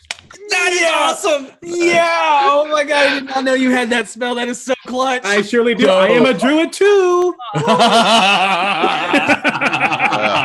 Oh man. Everybody has a +10 to your stealth for how long? Sweet. I believe it's an hour, right? Something like that. 8 hours. It's a long time. You're muted. An hour? Okay, cool. Alright, so we doing this stealth now? Everybody go ahead and make me It's an stealth hour. checks. Seisha and Kuzeyma have disadvantage because of the armor you're wearing, Yeah. but everybody has +10 to your stealth roll. +10. And both V and Seisha have a D8 they can add if they want to. Correct. D8 I can add if I want to, not Yes. D6. Ooh, you updated. I'm telling you. You did an update. It's been a minute since you've given me inspiration. I know. I'm sorry. Well, I got a dirty 20. Okay, let's go down the line. And this is with a +10, correct? Correct. Dirty 20. Kuzeyma. Dirty 20 with a +10. I got an 8 on my die. Nice. Boss. 30. There it is. Seisha. 19. Nice. Harold. 25. And Vinley. 31. Oh. Boss. You said you hear the subtle challenge in her voice there. A little bit. Timing your escape perfectly. You sneak out as the fighters are being escorted out into the field by the Kinku and Gazer. You slip out unnoticed. The door I to your place the lock just unlocked back on the door. Perfect. Next to you is a dark wall of shimmering stone to your right. To your left, the hallway goes down 50 feet. What do you do? He said a secret tunnel to the right, correct? Correct. That's where I head then. Okay, go ahead and make me a perception or investigation check. With advantage. Because you know that it's there. Yep. Yeah, that's gonna be good. 23. Easily. Seisha, you look worried. Through all the runes across the wall, you find a circular carving etched into the stone. Quietly and quickly, you push it in and turn it halfway counterclockwise, shifting the door open. Seisha, you want to say something? No, she just looks down that left tunnel and kind of and keeps going. Okay. Got it. That's the direction that would be southwest, isn't it? The tunnel behind you leads straight into the pits. This is a singular tunnel that has the I cells. thought you were saying it branched. Okay, sorry. No, it's a singular tunnel, and you know that you did not go through the pits to get down here. No, I know that. Yeah. Yeah, and Voss knows that this is where you were led through before. But you slip into the adjacent hallway, barely closing the wall behind you before you are spotted by a returning gatekeeper. The hall is pitch black, save for the eerie blue glow that emanates from V's ghost lantern and Voss's moon-touched rapier. Rocketing towards you from the darkness is an unearthly skin-crawling deep screech as a bulbous form of tentacles lash out at you. Everybody roll initiative. Sweet. Don't like that. I'm blessed. Oh no. Mm. We add our bless to our initiative rolls? Oh, that's That is a skill check, not an attack or a save. I knew the answer. I'm being a dick. also bless only lasts like a minute. Yeah, bless is gone. Nobody's left. Well, Got I it. just realized something. Technically, you could add guidance to initiation, to initiative. Yes, but Yes, you'd have you to can. spend an action beforehand to do so. Yes, but like, yes, it's like Interesting concept. if there's like Technically. if there's ever like a surprise in a way before. Of Yeah. course. I'm just that's wow. I'm learning things today. Come on. What we're here for. And that's an initiation. What? Okay, 25 to 20. 21. 21. Got I'm it? ready. 20 to 15. 17. 15. Okay. So Vinley and then Kuzeyma. Yes. And then 15 to 10. 12. 10 to 5. 8. Yeah. 5 to 0. And then Seisha. There she is. There she is. You're here. I got a 3. Well done. Some things just are consistent in this world. I got a 6. Tell us. This is a 10-foot hallway Yep. that stretches on for. Hold on, I got it. 30 feet.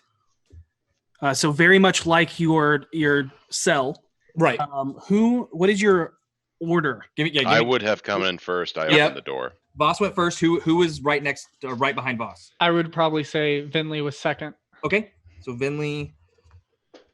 I can honestly go anywhere, so I don't really know.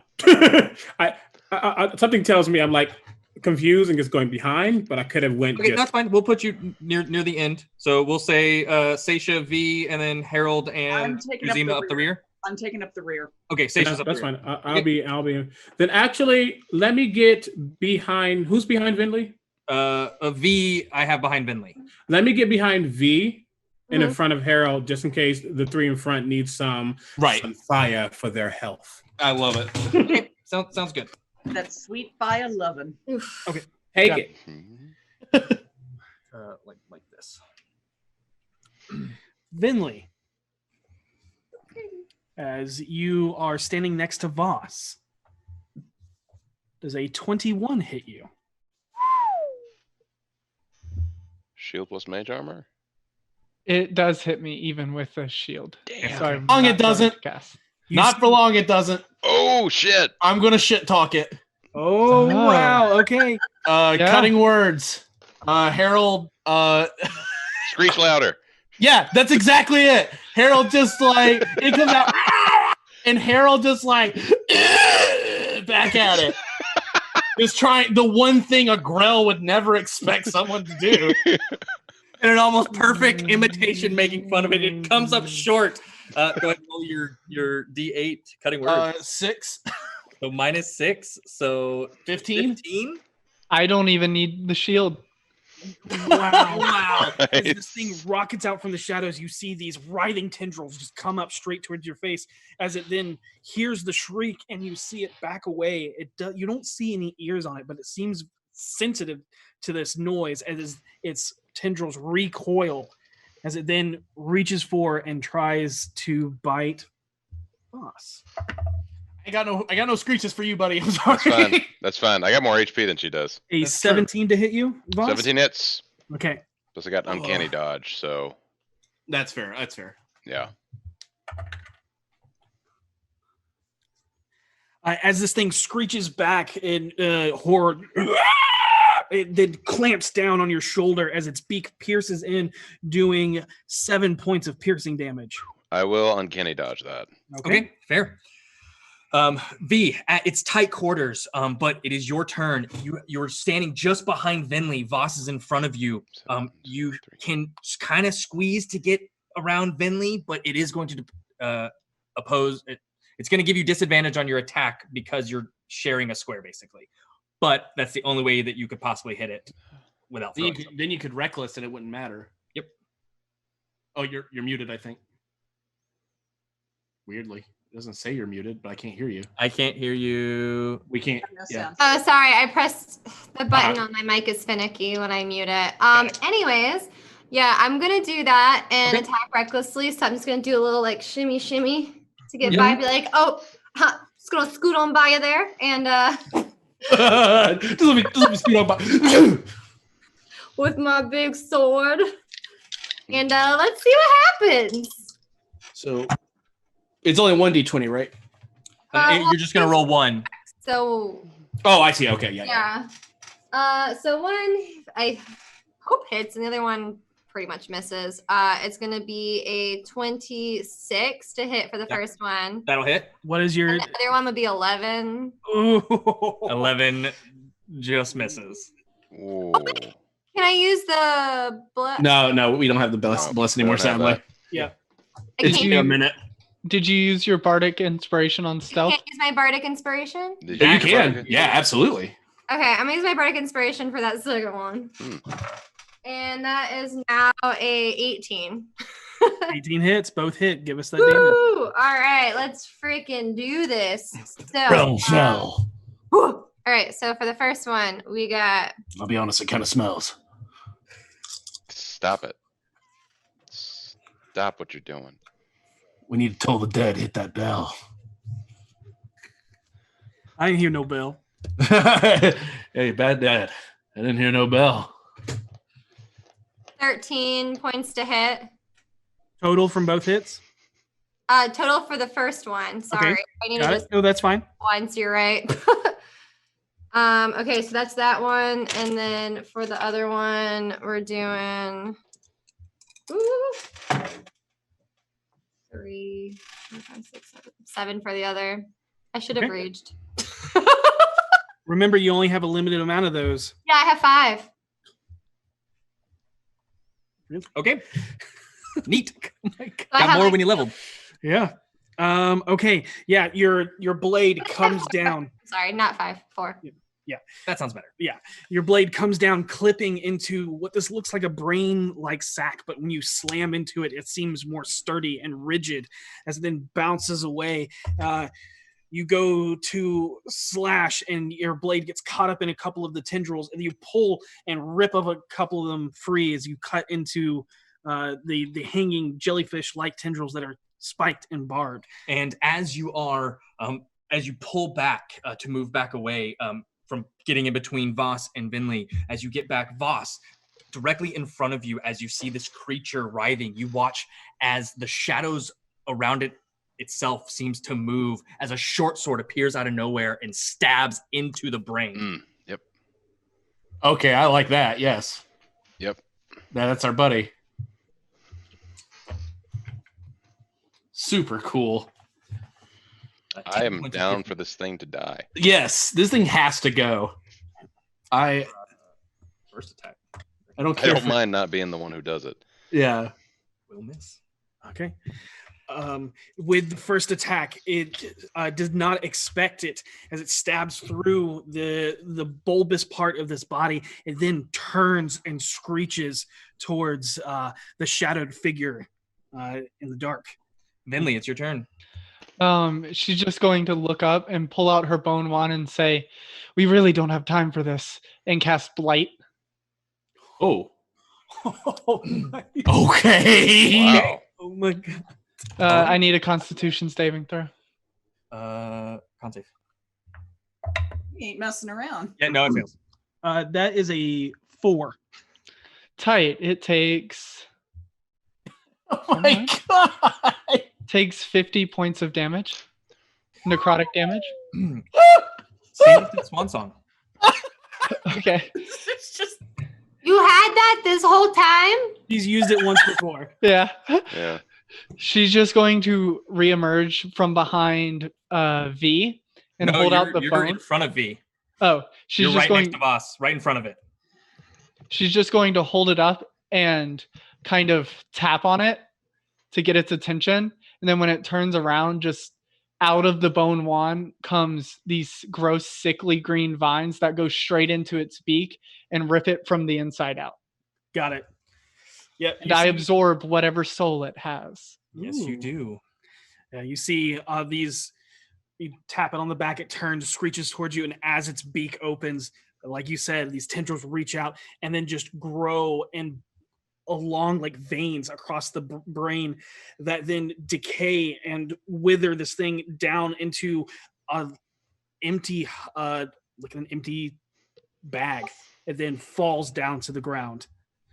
You watch as this essence comes out of it and gets sucked into Vinley. As you can now heal. Okay, well, The that's drow, dripping in shadows, moves forward, short sword in hand, as he sighs out loud. His body shifts as if a heavy load has been lifted off his shoulders, but only for a moment, as you see him realize there is still work to be done. If Haritzo, you do not know the great service you have done me this day, but there is more work to be done. He shoots an agree. eye towards you, Harold, and we must remain silent. Okay. I'm really good at that, in case you were missing me sneaking up here. Yes, streaking down the hallway, but allow me to introduce myself. I am Narl Zerbrandus, Calabil of Bragan Diarth. I am uncertain if you are truly here to help us destroy the Xanathar, or for your own means, but I require your assistance. The hallway we move into next will be familiar to most of you, as the one you came down before, entering the Xanathar's audience chamber, when you were delivered the food for his prized possession. We do not have time for everything, as I can only ditch my entourage for so long before they suspect me more than they already have. Stop one moment. Food for his prized possession. Yeah. Can I go back to the image I had, the vision I had of that room, where you told me there were crates in that room being fed to something? Yep. You totally remember a fishbowl and a trout-sized spotted goldfish. And you remember the crate being a rotten gold. It was the name of it. Really? What? Voss just, for a moment, looks utterly confused. But then, well, it is insane. And again, I don't know that much about... I assure you, creatures. the Xanathar cares about nothing more than What? Silgar. You never had a pet fish before? But, as I said, we do not have time for everything. I can only teach them for so long. So, if you have your own plans, let me know now, and I can tell you where to go.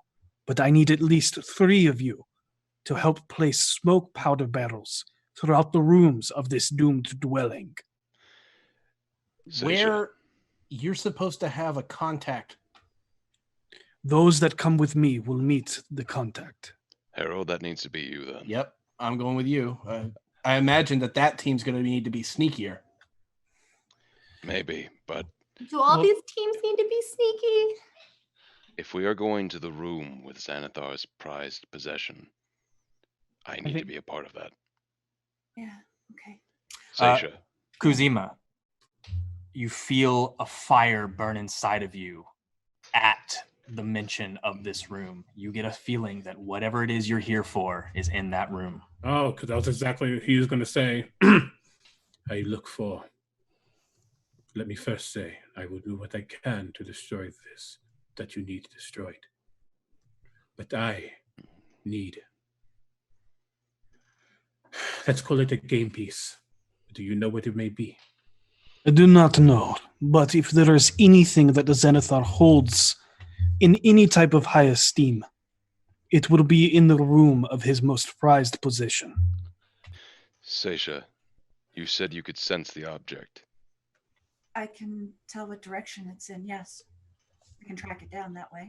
So, Kuzeyma, myself, Seisha, we go meet this prized possession.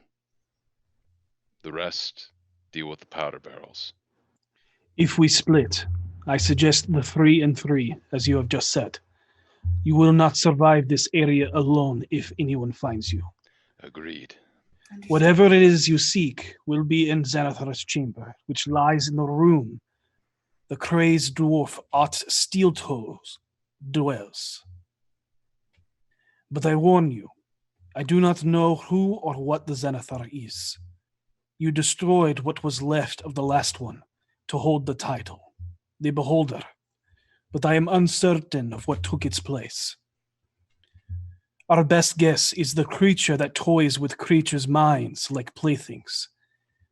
If it doesn't wish to control you, it will suck the gray matter from your skull.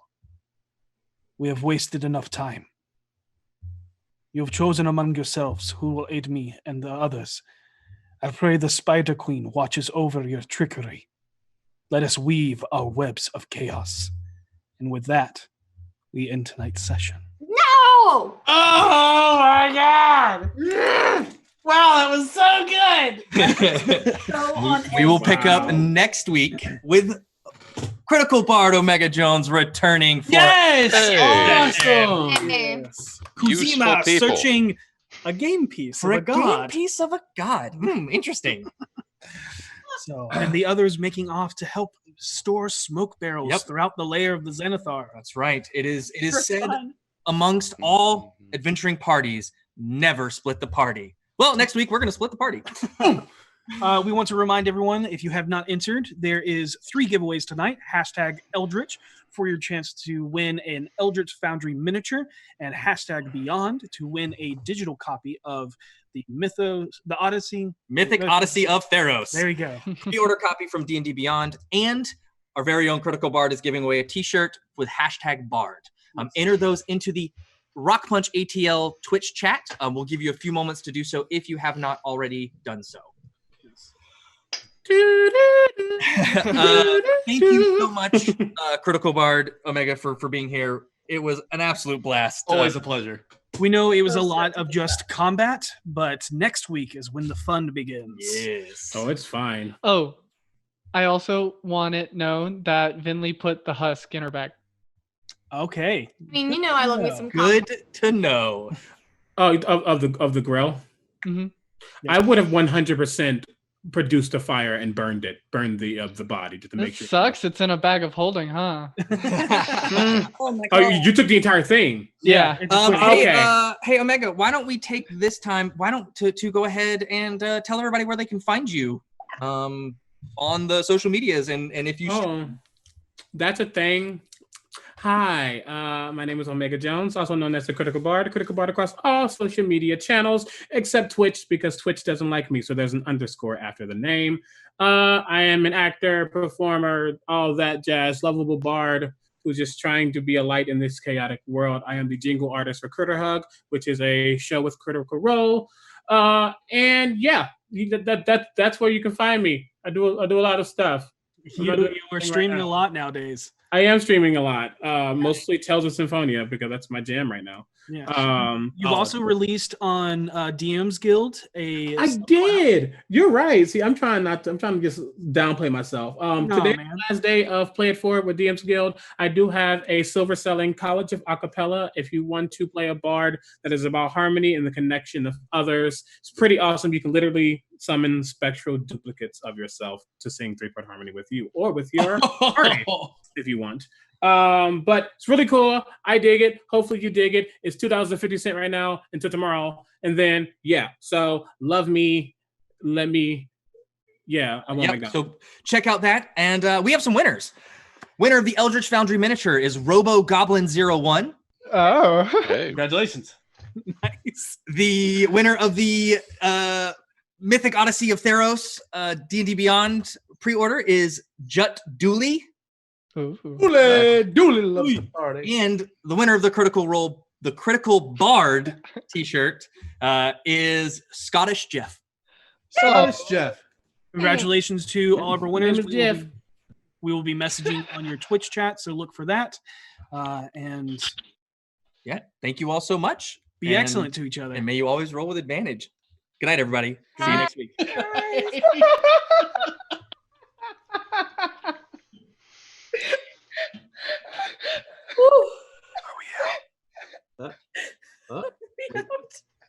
Maybe. Hello, my darling.